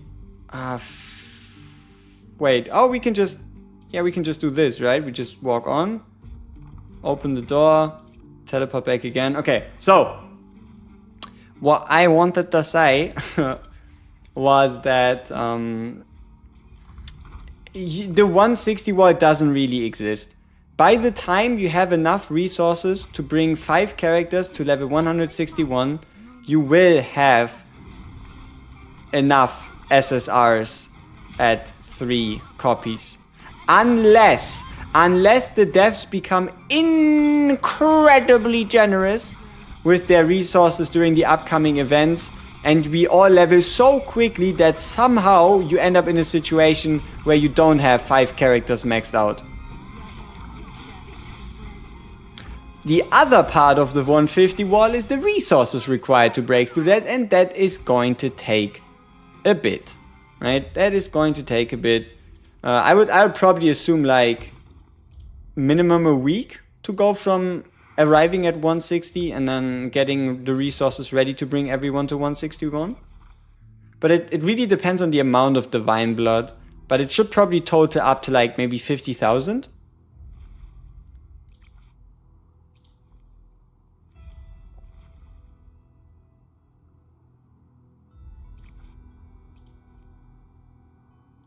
I remember you. Shit. I should have. Yeah, like this. And then teleport back.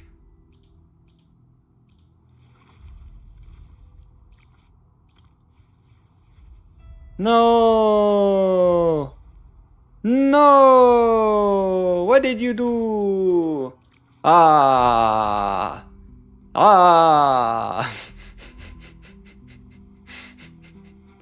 You have done crimes that are unforgivable. What the fuck? Why didn't he react? Oh shit. Fine enough. I don't really care if the guy spots me anyway.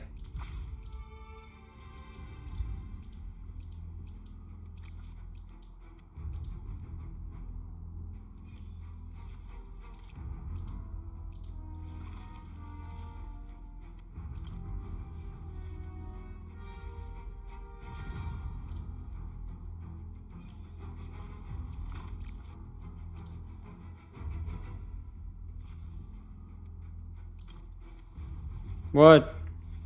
Well, thanks. Another question with the free vessel. I wonder how we max their spirits. Multiple copies. Like for example, the SSR login. The SSR login is going to give us most likely the hero on day 5, and then like the 2 additional copies on like day 6, 7, 8, 9, or maybe a different type of event. So the SR, we're going to get the 2 additional copies to bring them to 160. And then for the SSR, you can probably just do it over and over again for Cyrene,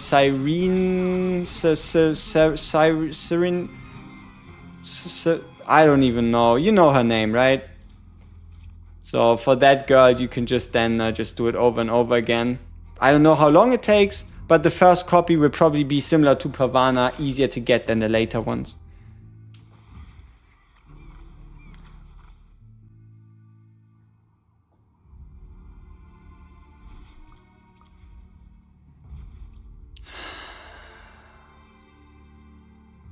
I remember this garbage. Okay, let's go.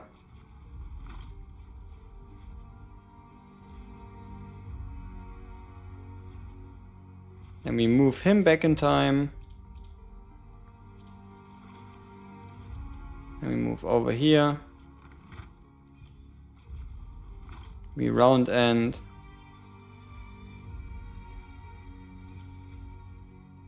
We move him back in time again.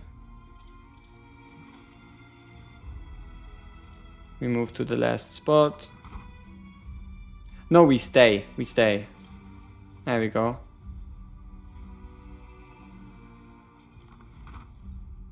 Yep, then we move onto the tire. We teleport ourselves back. We can round end.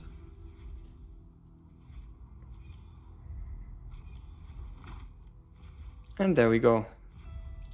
Job successfully done. It's finally my turn. That's not a custom. Revel in death's embrace. That's not a custom. We might actually have a 10 pull.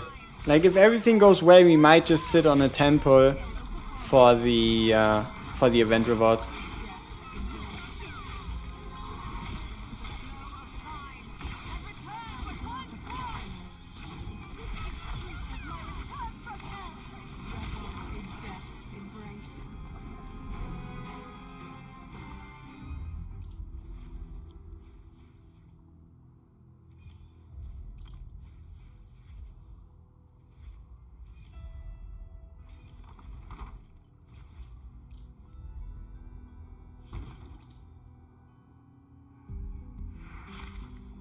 Do we have to do another one?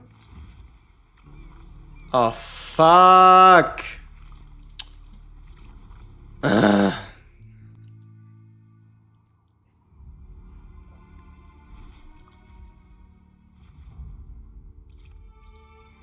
Ah, but this was easy. I remember. This one wasn't too bad. Like you just murk him and you're kind of fine.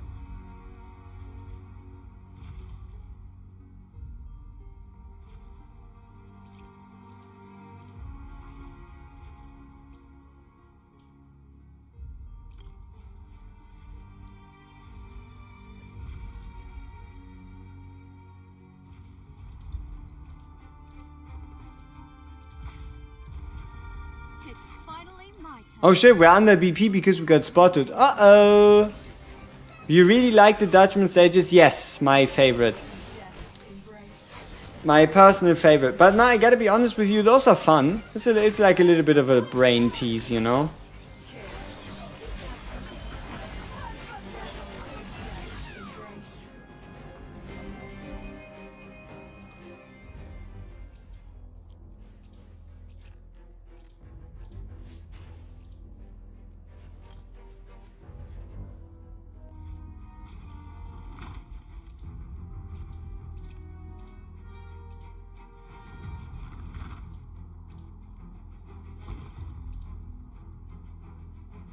Dutchman randomizer. Dude, that sounds like a lot of fun, but also a lot of pain. There could be some really wacky stuff. But how do you make a randomizer that also ensures that it's beatable, right? Like rather than a randomizer, it would have to be like layouts, you know?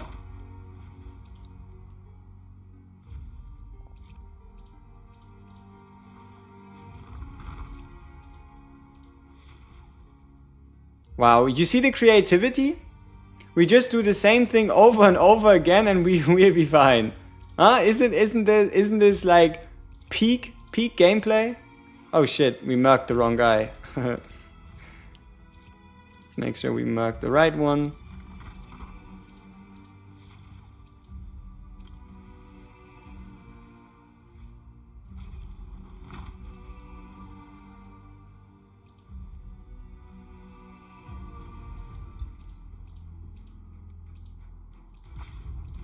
And yes, I know technically you're supposed to like get to him with the door closed and yada yada yada, but I can't be bothered.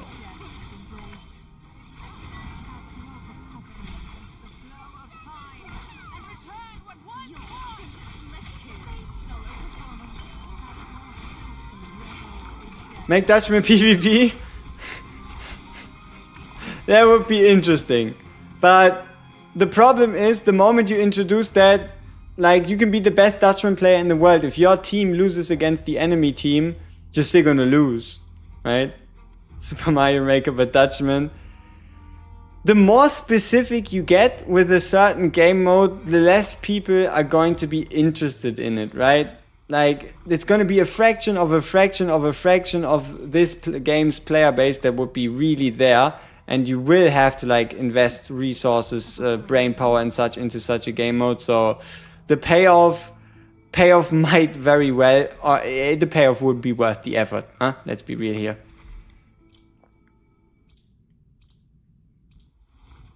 All right. Bang. Bang. Bang.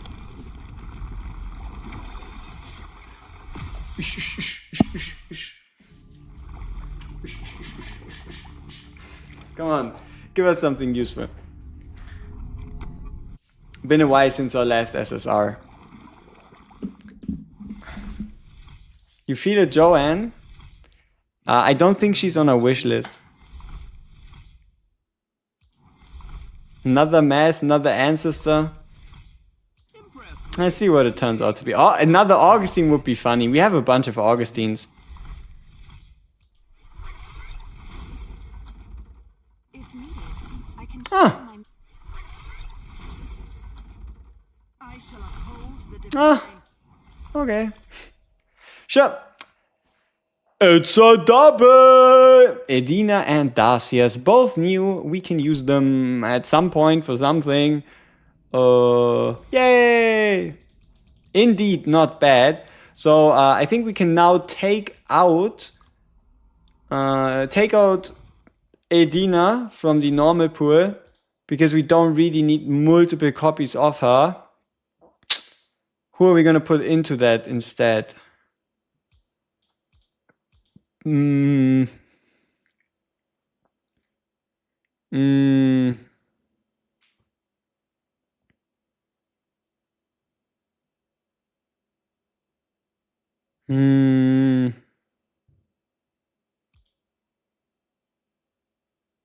Let's go with Joanne. Hey, we were still somehow able to evade Kane. Isn't that great? Somehow we were able to evade Kane all this time. We'll probably now get him in our next summon because I mentioned him, right? Oh, you called? No, I did not. Will that change anything? Nope, nope, it won't. Kane shall Kane home. Please come again. Ooh. We look forward to your next visit. We can probably get enough points if we just do friendship summons.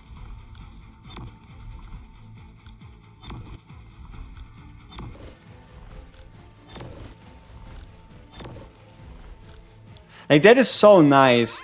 The fact that you can turn friendship summons into points. Please come again. Okay, I need some predictions.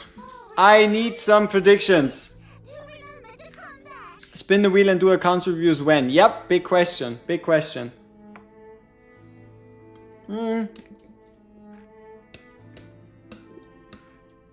Maybe the day before the summer event.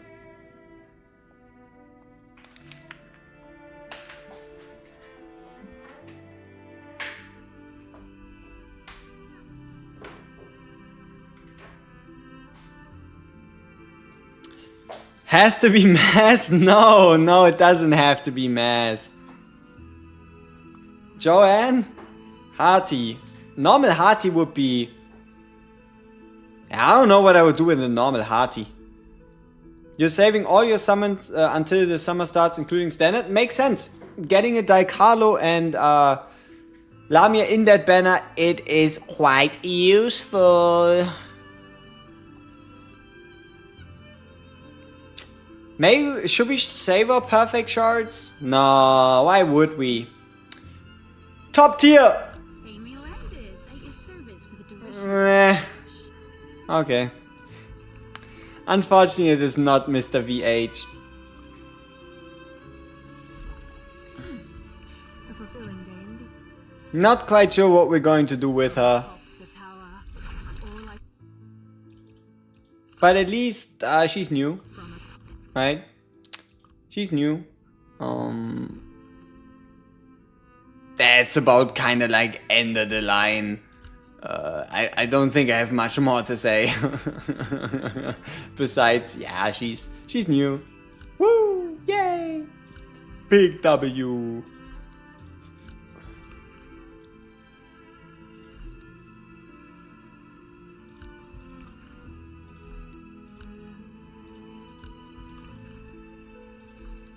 Crystal balls.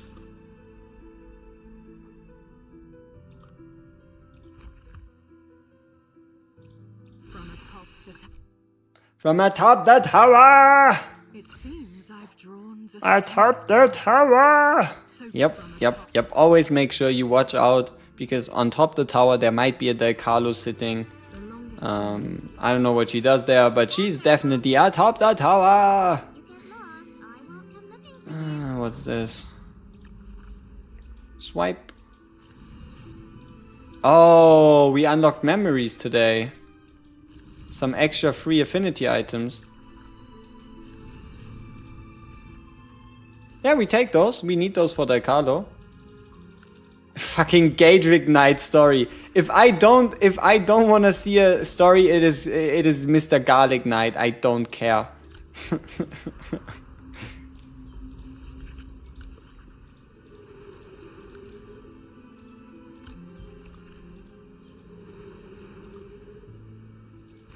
Rude. In my main account, who will be their first vessels to level 5 the definitive? Acapella ult, Bella. Okay, Acapella ult, Bella, Stereite, Iona special, and then main DPS everything. No. You wish to exchange the Ace of Cups with me? It Ooh, would be my pleasure. I didn't yet listen to her voice lines. Under the silver glow of the moon, the future you see. Is there a place for me in it? A tarot spread I can't decipher. How intriguing. What is your name? Everyone loves secrets, but no one likes their secrets pried into. What about you? Is it a lover you desire? Or is it me? Spicy as usual. From atop the tower, all I can see is Dude, shout out to our Daikalo. of the apocalypse. Our Daikalo is rock solid. Yeah. Big up Daikalo.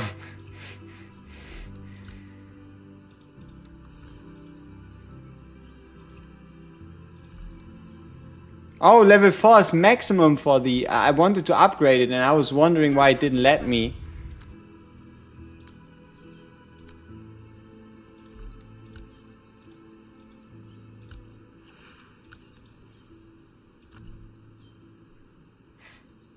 Bro, what the fuck? What the fuck what?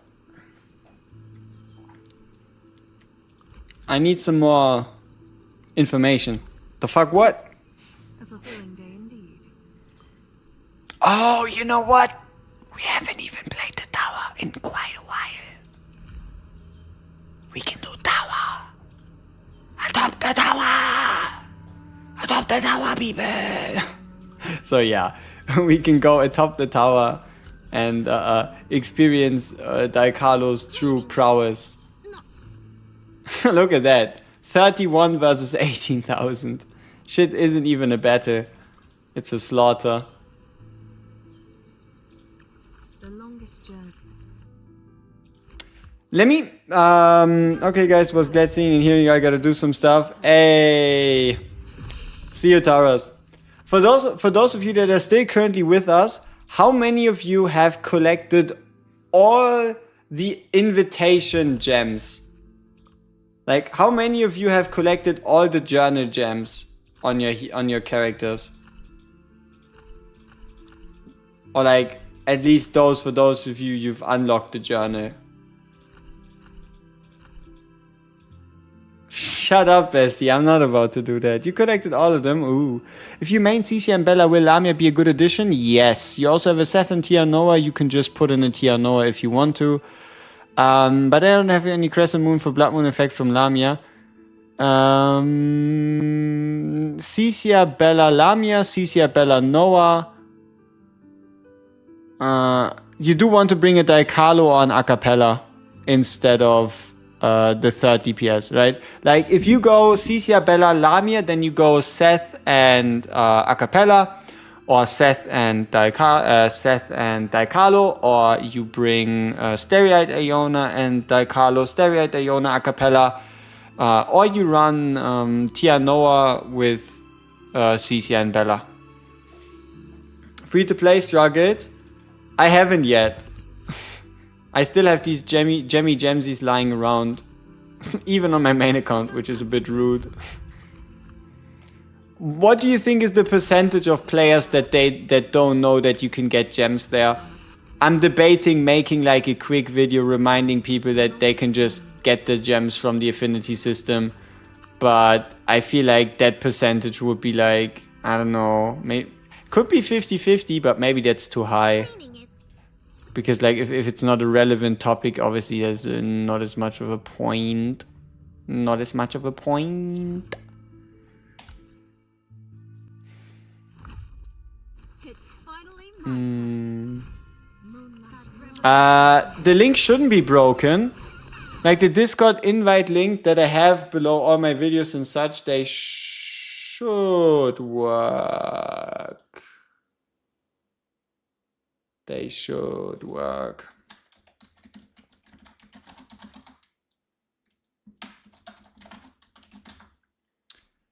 I can send you a personalized one though if you want to send me some stuff. I can just quickly create like a 7-day thing.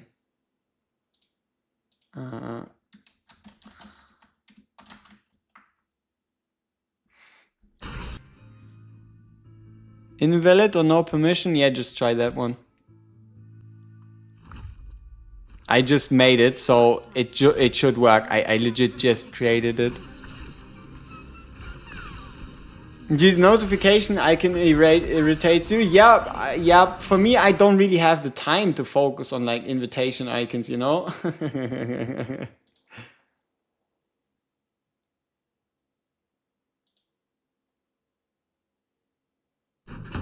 What the fuck is this? It's ads. Imagine getting ads.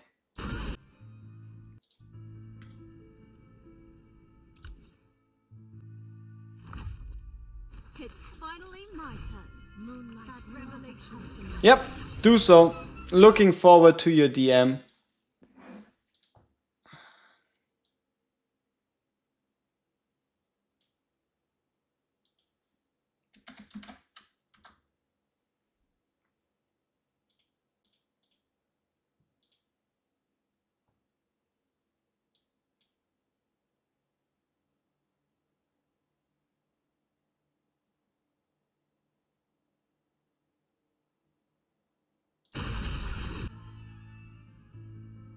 You gonna add me on Discord? Sure. Fuck.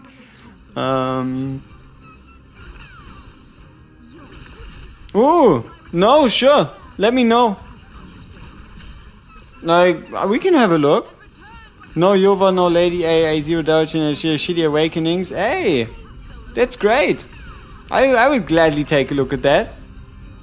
Might even turn it into a video if it's something specifically spicy. You never know. It's finally my turn.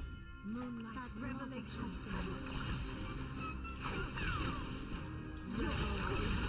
Embrace. That's not a custom. The flow of time and return what once was. Kiss.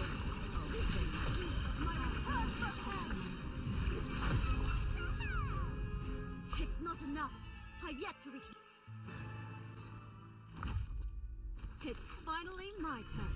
Moonlight revelation. Revel in death's embrace.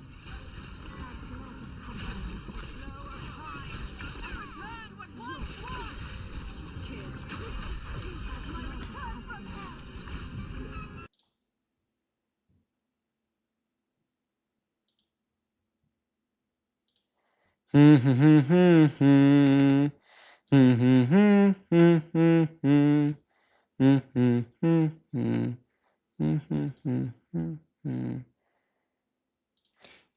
we built this house. I'm around your level. Should I use the advanced skill match to upgrade your Lamia? Your luck in this game is still pure shit. Aww. I hope it turns around with the summer update, big guy.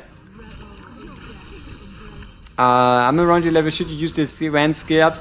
Make sure you upgrade Bella's passive, Bella's special, Stereoid Iona special, and Acapella's ult. But yes, you can start investing advanced resources into Lamia, but if not, you can also pick Van Helsing. Did we overdo it? Your video where you did kind of the bare bones on Gate 124 helped me a lot to clear it, so I thought I'd send over in case you ended up doing a Gate 3. You don't know people are waiting to get Lady A to do that though. Hey, like if we can do it without a Lady A, and a Yuva, that would probably help a lot of people, especially with the introduction of the you know, of the sewer maps and such. So it could go a long way. I'm surprised that you still have voices volume still on. I feel so at peace not hearing Bella. I'm very good at ignoring repetitive noises, right? I just hope it doesn't bother you as much, right? I really hope it doesn't bother you as much, which reminds me that we're currently running the game a little too loud. It should be on 70% actual volume rather than 100. So as long as y'all are fine with it, I'm fine with it too, because I don't even really notice it. 640 pulls and only one Ancestor.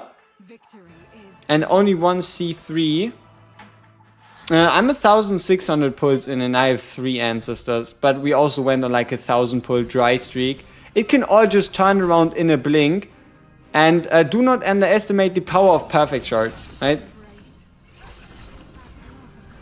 Yeah, you think summoning 1 by 1 is superior? Nope, I do my 10 pulls. If my 10 pulls don't work, then that's not my problem. I don't like singles. 410 no Ancestor. You know, sometimes you're like in a gigantic drought and then they fall like leaves, right? Sometimes gigantic drought, sometimes they just drop like leaves.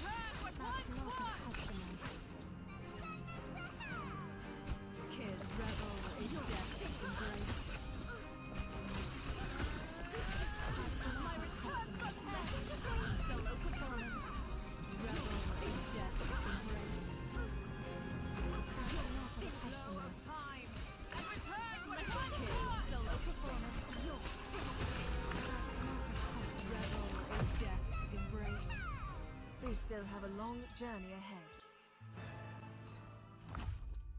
It's finally my turn. Moonlight revelation. The flow of time and return for what it was.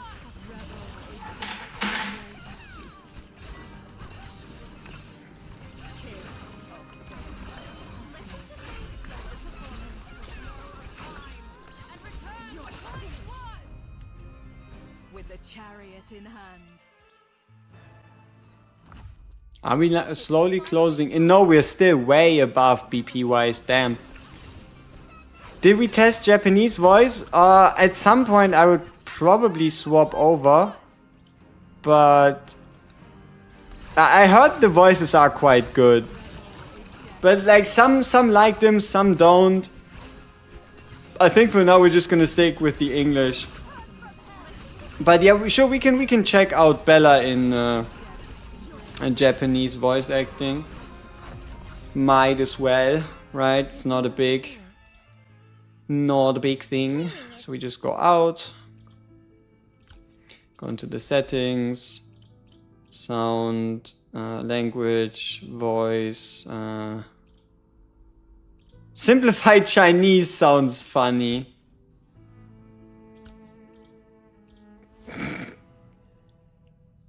Yeah? Is she even more irritating? Let's see.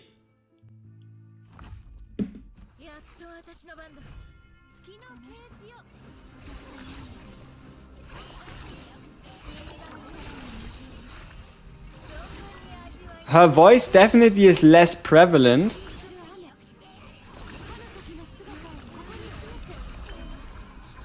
I don't think, because I don't understand the language, right? I don't think you notice it as much. But she definitely kind of like drowns in it. It's not like this stark contrast. Let's try it simplified Chinese. Let's have a look. Simplified Chinese.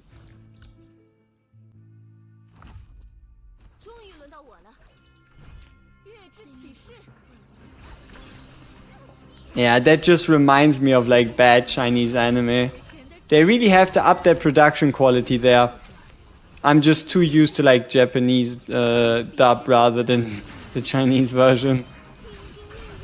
It just feels off. But I guess that's not necessarily because the language is just... It's just the fact that you don't like have like a thing in your mind where you think about it positively, right? If, for example, One Piece was in Chinese, damn, I would probably be a big Chinese fan by now. But, yeah.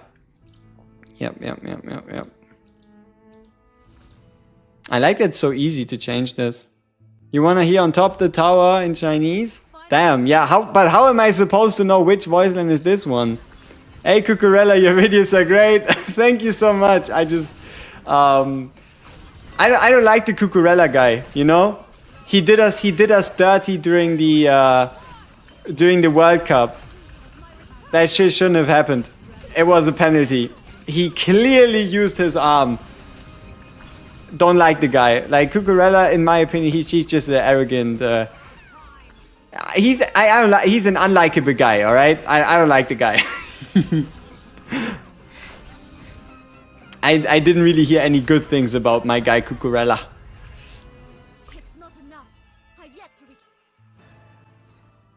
But hey, if Cucurella is your favorite player, then obviously ignore what I just said, right? Yeah, obviously I do. I mean, what else would I be doing? I'm a European. What else am I doing if I'm not watching fucking football, huh? Or soccer, as they might say in the States.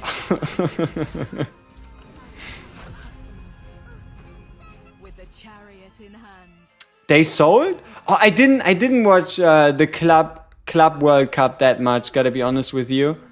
I kind of lost interest once PSG just won everything. Let me actually check up on the results. I didn't have the time. Wait, they 3-0? What the fuck? God damn! Didn't they like win everything? How did they lose 3-0? It's not even close. A guide for the best team / units for the faction towers. Kurikara, I think the main problem for now is people shouldn't yet be running into issues with the stage, right? Once I hear more people that are actually running into difficult tower stages, that would warrant it. Because for now, you just take the best you have, throw them in the transfusion system, maybe give them a little bit of gear and you'll be fine, right? Does the friendship banner have pity? No. But it does have a 2% chance at an SSR, which you don't see in any other game ever. But no, I don't believe it has pity. So technically you could go infinitely long without ever pulling one. But you do also have the benefit of pulling Rs and SRs, which you can transfer into shards, right? So you're always going to get a perfect shard at some point, which then translates into an SSR. Oh, so it was basically 0-0 and then like 2 goals happened back to back in the same manner. Yeah, that's soul crushing. What's going on today? We're counting down towards the big summer update. 3 more days, right? Today's the 14th. Then we have the 15th, the 16th, and then on the 17th we get multiple banners, multiple events, multiple new stuff thingies. And notable things that happened today was, number 1, we earned ourselves Pavana on the main account. So we are now a proud Pavana owner. Number 2, we pushed this account here quite a lot. the free-to-play account, so we are on around 31,000 power, or at least close to it. We had a couple summoning sessions, or better said, we did 20 normal summons as well as 2 rare shards and 1 perfect shard. We ended up walking away with just a mass out of all these resources.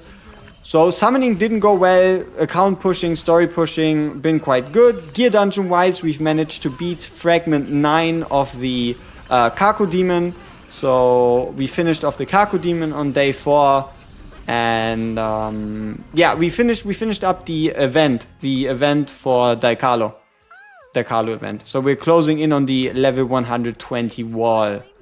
So we somehow already broke through the 100 wall today, and we are on our way to the 120 wall, but we do have a bit of time to get there, because while Daikalo's level 119, everybody else is quite far away. Damn, somebody probably made a lot of money betting on Chelsea. Somebody probably made a lot of money.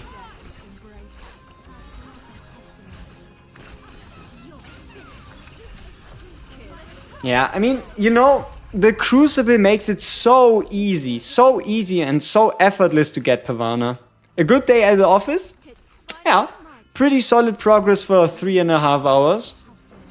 And also we claimed our gems, so we get like 4.5k gems for ranking number 7 on the prophecy, which was quite nice. Yeah, betting 1-5 a chase, dude, you would have been a rich man. Yeah, it is always like that, right? It is very important that you have the ability to like recover from getting scored on. Were there like any key players for PSG that were kind of out for the count? Like, did they at least have Dembele, Hakimi, and the like, or was there like some like injury-ridden reasonings? I fumbled prophecy. You'll be fine the next time it comes around. You'll be even better prepared. Wait, top 32 and you say it's a fumble? Ah, come on, man. That's a whole bunch of Gemmaroonies. Whole bunch of Gemmaroonies.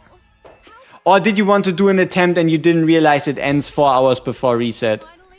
Because I gotta be honest with you, the prophecy for our free-to-play account, I actually finished it 4 seconds before the prophecy ended. So... that shit was tight.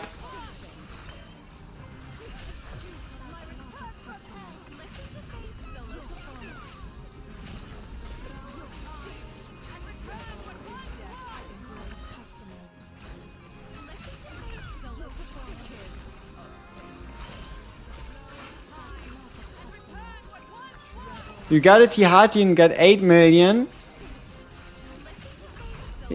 Did you use Agaris? Like, Agaris, normal Agaris actually became really prevalent because of his, like, because he applies so many burns that you can then combo into stronger hearty ults with the explosions.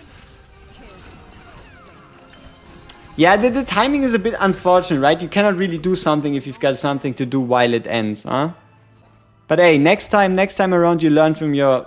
I don't even want to really call it a mistake, but you learn from the misfortune and just crush it the next time, you know? And also, I don't think like the difference would have been that big in rewards, right? Between like 32 and, I don't know, let's assume like 15?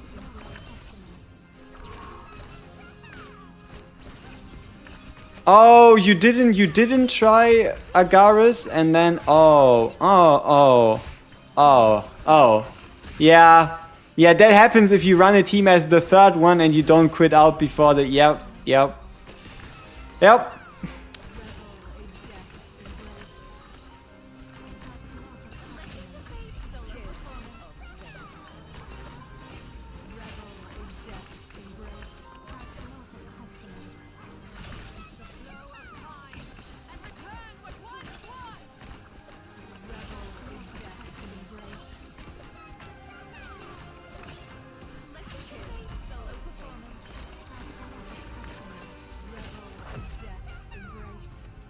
Yeah, it's not that tragic. My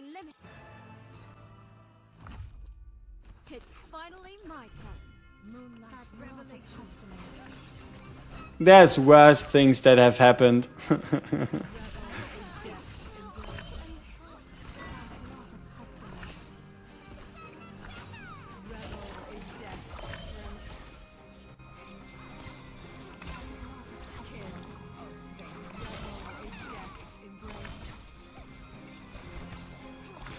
Yep, it is absolutely, and it's only going to get better from here because we are in a bit of a lull, right? We are in a bit of a lull. Prophecy, we knew what we were doing. Prophecy was kind of ending, and now we're moving into summer period. More events, more bosses. Clan hunt is going to be amazing, I hope.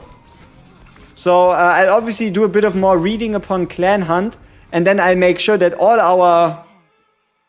I think we currently have 5 clans.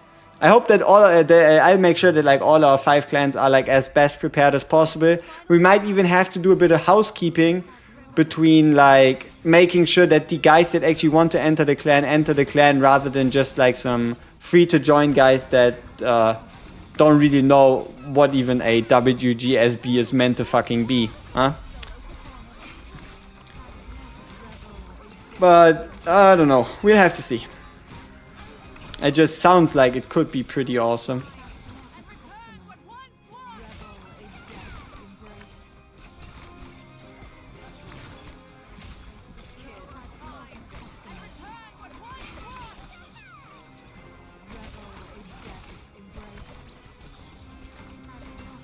Do we have ratios for the... Nope, we don't know the values yet. At the, the latest or earliest possible date, I'll be able to know what is 16 hours before she releases, because at that time I just ask someone on the Asia side of things to just send me a screenshot of the abilities and such. So we should know in around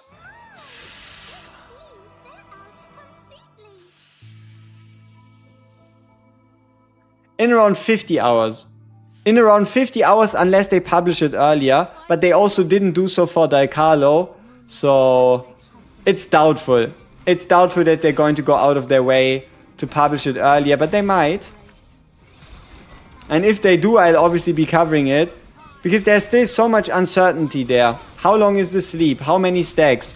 How high are the damage multipliers? How many stacks does it take to use the sleep? How long is the ult duration? How much longer becomes the ultimate when you do actually kill someone with it?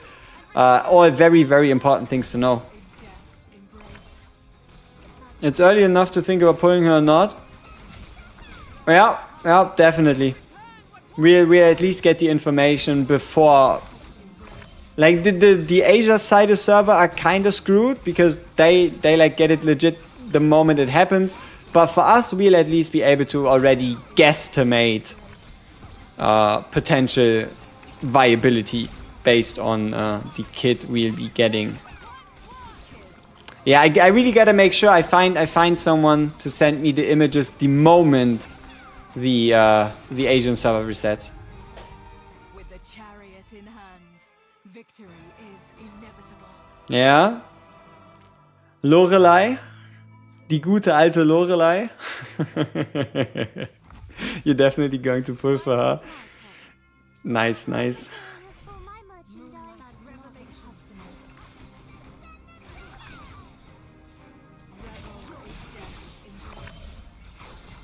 We're actually getting pretty far, huh? I would say stage 80 is pretty decent.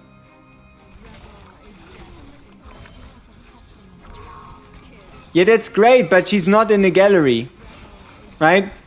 It's great that Mrs. Laurelai can be seen in the gallery, we just don't have her in the gallery. Is this your free-to-play account? Yes.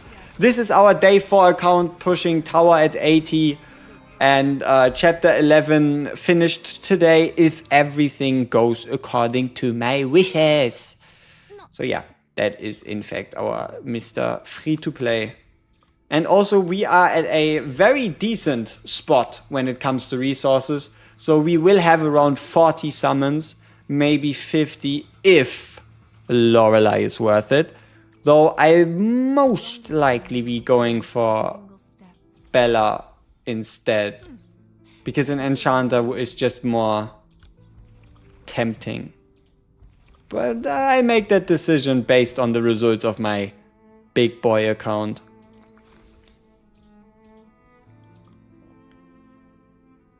You're doing what people do in 10 days of playing? Yeah, but that's because of the snowball effect. If these events weren't active, right? If these events weren't active, we would be stuck at certain worlds anyway. Right? If these events weren't active, we wouldn't have such a smooth road. All the big boy credit. Dude, there is a scenario where I actually have to spend more money and 45, no, like, there is a world in which 50k gems and 50 summon tickets doesn't end up giving me her 4 times. I really hope it doesn't come to that though. Limited spirits won't be able to, I mean, if they don't get added to the pool, they probably also won't appear in the Echo Shop, yeah. Stands to reason. Chapter 14 beating your ass hard. I think we've been stuck on chapter 14 for like a week, and that is on the big boy, right? We've been stuck for like a week, maybe longer. I don't even know. Yo, Bessie, do you remember around which day we arrived at chapter 14? Like we arrived at like similar-ish times, right? Maybe like a day difference. Do you have like an idea of what that was? Like, was it like day 7, 8, 9, 10? Yeah. You already went over the summer event notes for today? Yes, pretty much. But I'm going to a degree, I'm going to split it up. Like, the most important news you need to know is that we are guaranteed know that these characters are limited, right? So that means you shouldn't be summoning for Lamia and Daikalo anymore. And then the only other thing I talked about was like Lamia and Daikalo entering like the Echo Shop in the normal summons, but that was already known enough, right? So I have a deeper look at Clan Hunt, but only really like on the maybe on like the 18th or maybe on the 17th. I make like a more dedicated, or maybe tomorrow, like 16th or 15th or 16th. I'll be looking at the Clan Hunt. 14-4, 14-6, 14-7, and then 14-8 was a bit too easy. Yeah, 14-6 stopped you, 14-7 stopped you, 14-4 was a bitch. Like, 14-4 was the real bitch.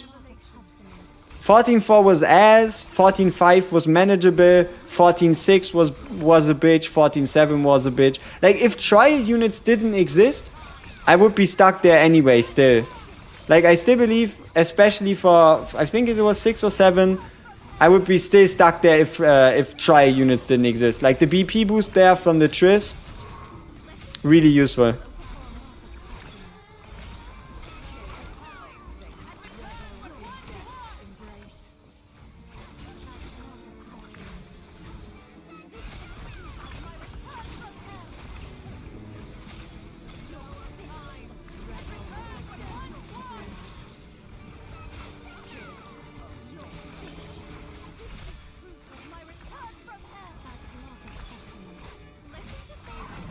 We played this really well.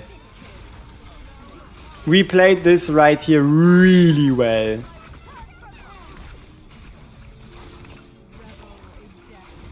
Nobody died. We should be fine, unless I don't know, sell. But nah, really solid. Really solid. Close. Uses in combat by nice people boost. Exactly. Like, you just slotted her in. She didn't do shit. She didn't do damage. She didn't do anything. But like that extra BP and then the ability to just like swarm a cappella and just take her out first. How many gems would be needed to have a Laurelai? At the worst. Okay, let's talk worst case scenario. Like, worst case scenario is obviously infinity. But like, I would say anything past 36,000. Like, if you have 36k gems or 120 summons total, you should be walking away with at minimum 1 copy. Like, this is like the worst of the worst. This is assuming double pity twice. So Yeah, make it 36. And then like infinite bad luck would be like 54k and above. Which would be 180 summons, triple pity back to back, and an ancestor instead of a Laurelai, right? But more realistically speaking, I would say like 40 summons. Like I would say 40 summons is a decent number to assume you walking away with a Laurelai. It's like 40 to like 60. Yeah, between like 40 to 60 for most, and then like 120 to 180 at like the top end of bad luck. Yeah, but you didn't go to pity twice, right? But also, still, I don't think you can be too mad about getting an ancestor, right? It's obviously frustrating on a more frustrating on a limited banner unit versus like a Lamia del Carlo scenario because you can just get them later. Though still, I wouldn't say like complaining about an ancestor would be valid. Yeah, losing the ability to, for example, the very best part is lose to an ancestor, but then keep it, right? If it was lose to an ancestor and then reset, that would be ass. But losing to an ancestor, keeping the pity, and then being able to again lose to an ancestor. Again, in my opinion, we don't have hard numbers, but it is like 95 to 5. The odds of you getting ancestor versus featured. So in like 5% of cases, you should actually get an ancestor instead. Do I have any confirmation? Hell no, but that's what I'm kind of like assuming, you know?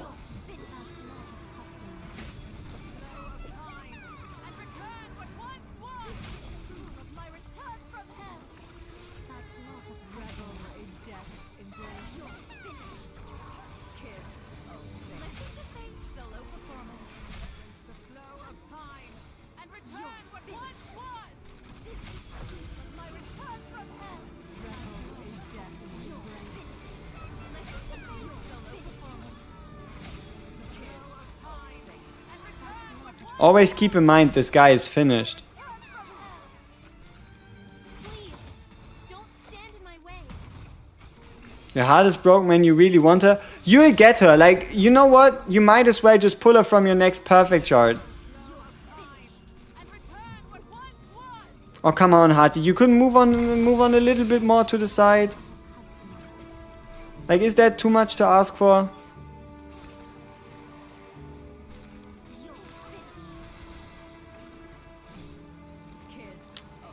Fuck.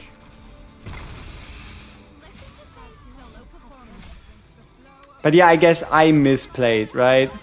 I should have moved a little bit further to the side instead.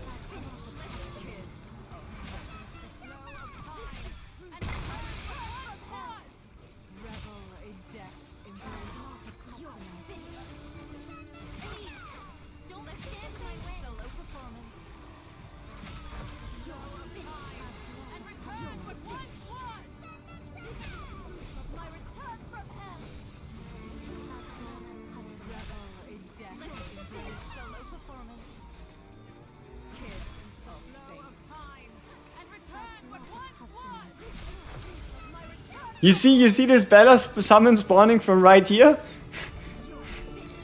I find that shit so random.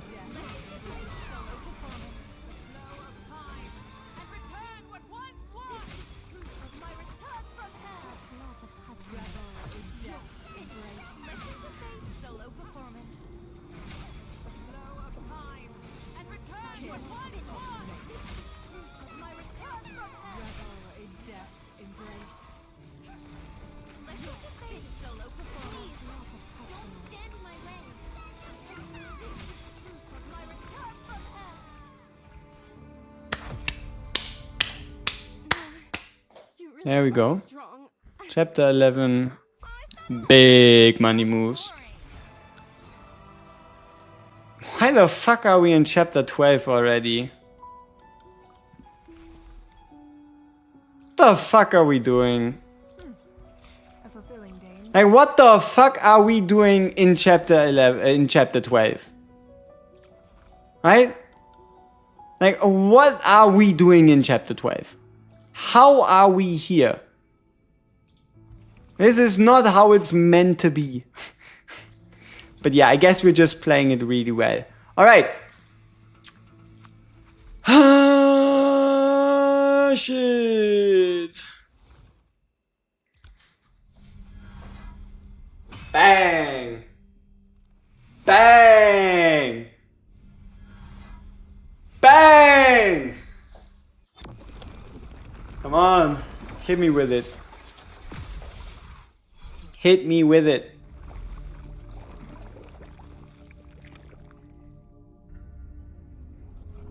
VH incoming. Maybe.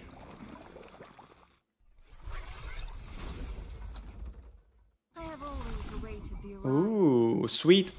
Sweet pull.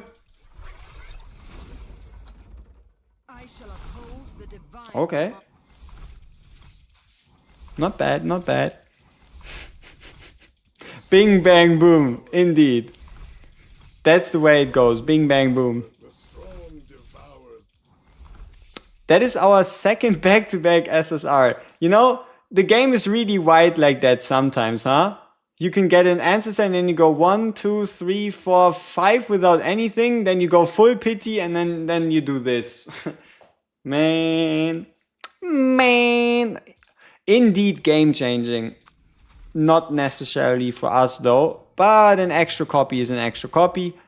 And we take that gladly.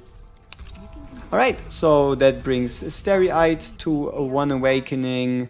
That brings Darcias to 1 Awakening. And that only leaves...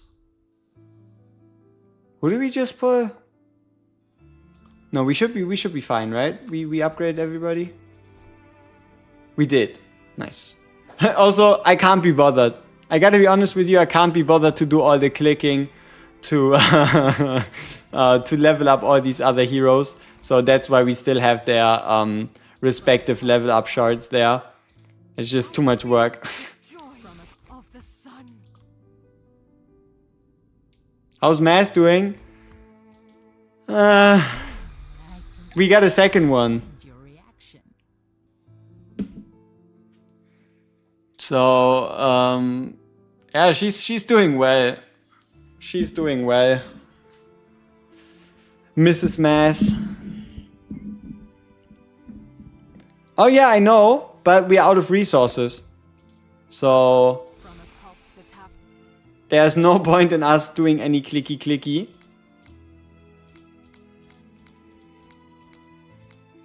Because we cannot upgrade. You need more mass? You know what? I wouldn't be too unhappy with getting 2 more masses. Having a dedicated 200 or even 1 more. So it would open up a transfusion slot because we could take out an SR instead. So that wouldn't be too bad. Yeah, let's sort by Spirit Siphon level.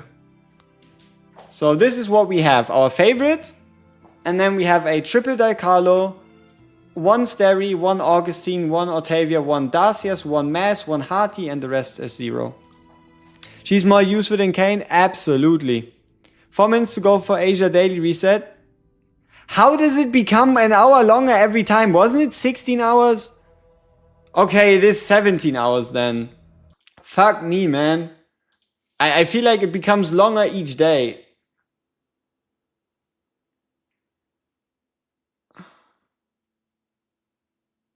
I feel like the difference between Asia and Global becomes like an hour more each day. But okay, 17 hours it is. Which means in 48 hours we'll have information on Laurelai's kit at the latest. The planet is growing in mass. Schrodinger's Asia reset. Yep. Like if you don't play on the Asian servers, reset time is infinite. If you don't play on the Asian servers, reset time is infinite. Hey Scott, see ya. Appreciate you stopping by. We probably also will be ending stream shortly. Like, yeah, we've pushed enough.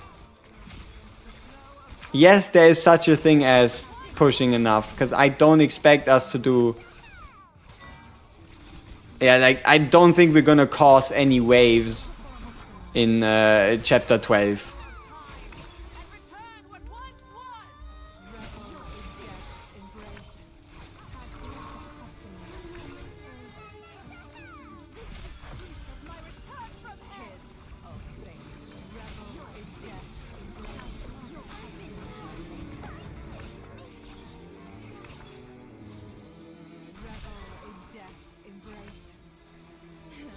Yeah, you know what? I might be able to do it, but I don't want to do it.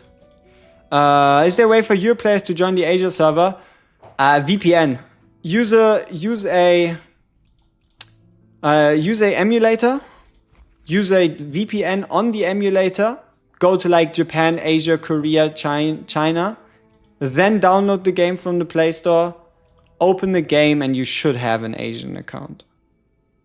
Would be kind of fun to see. Yeah, it won't. It won't. If I let my main get overtaken by this free-to-play alt, the fuck have I been doing all this time, right?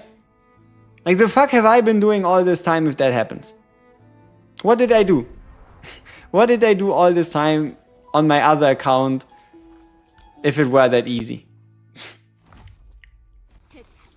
But what we are kind of doing, we were doing You might be more correct. You might be more correct. We might have been doing Resa too much, which is why we're lacking in progress. Yeah, that has to be it.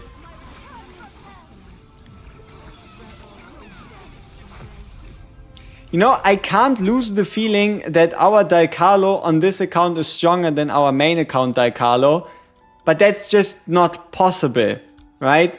That is just not how this works.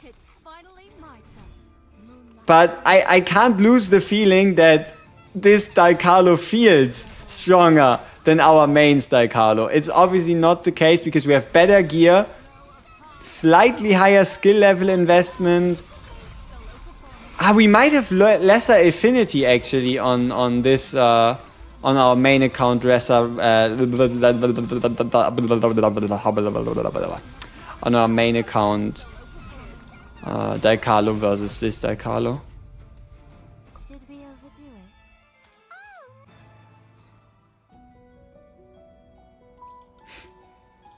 Yeah, 12-5. Oh no, it's not the big jump. It's not the big jump. The big jump is after this one, right? Where it goes like to 45k? If I remember correctly.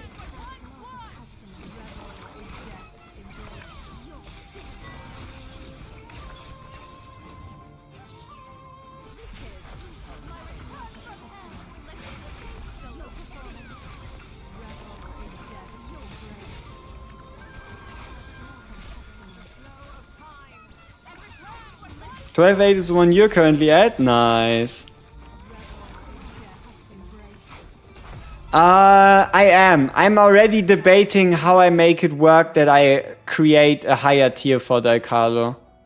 Right? Like, for example, I still am not quite 100% sold on her being top 5 outside of Ancestors. But I'm thinking about maybe making like a top 10 instead. For like a top 10 tier. And then ranking them in the top 10 tier. Yeah, it depends on how strong Laurelai and Bella are going to be. So don't summon, right? Yep, don't summon. Don't summon. Don't use your gems. Don't use your premium scrolls. Hold tight. Yep, don't spend gems. Don't spend the scrolls. And you can also save the Soothing Embraces if you want to. Higher chance at getting Daikalos and Lamiyayas.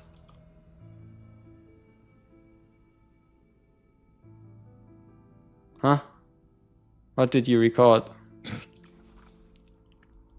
Alright, I think we're stuck. We can get our 2-hour bonus.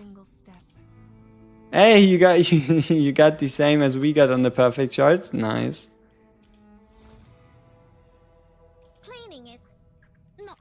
Okay, how do we rank in comparison to everybody else on the server? What the fuck, man? They have like a day or two on us. These guys have like at minimum a day or two on us.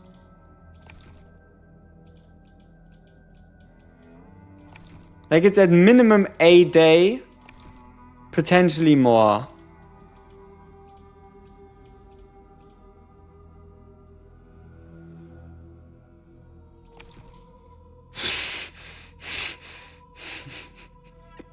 Maxed out Lamia, maxed out Der Carlo. Mr. Crispy. Casual players, you guess? Yeah, to be honest, that is totally fine. That is actually totally fine. Nothing wrong with that.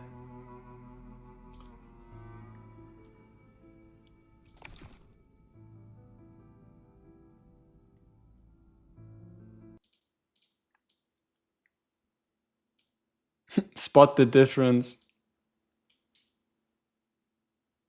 Wait, no, it's like this. Fucking hell.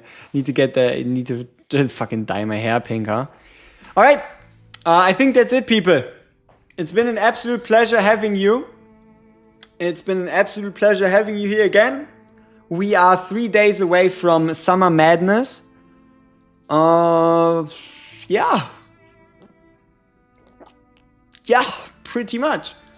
So yeah, thank you all so much for tuning in. We see each other tomorrow again around a similar time. Think like an hour or two, maybe 2.5 after reset. And yeah, if you have any questions and the like, either ask them in the comments, ask them in the Discord, ask them in the next stream. Space Horse, yeah, maybe a day or two. Maybe a day or two and Space Horse will make his glorious return. Alrighty.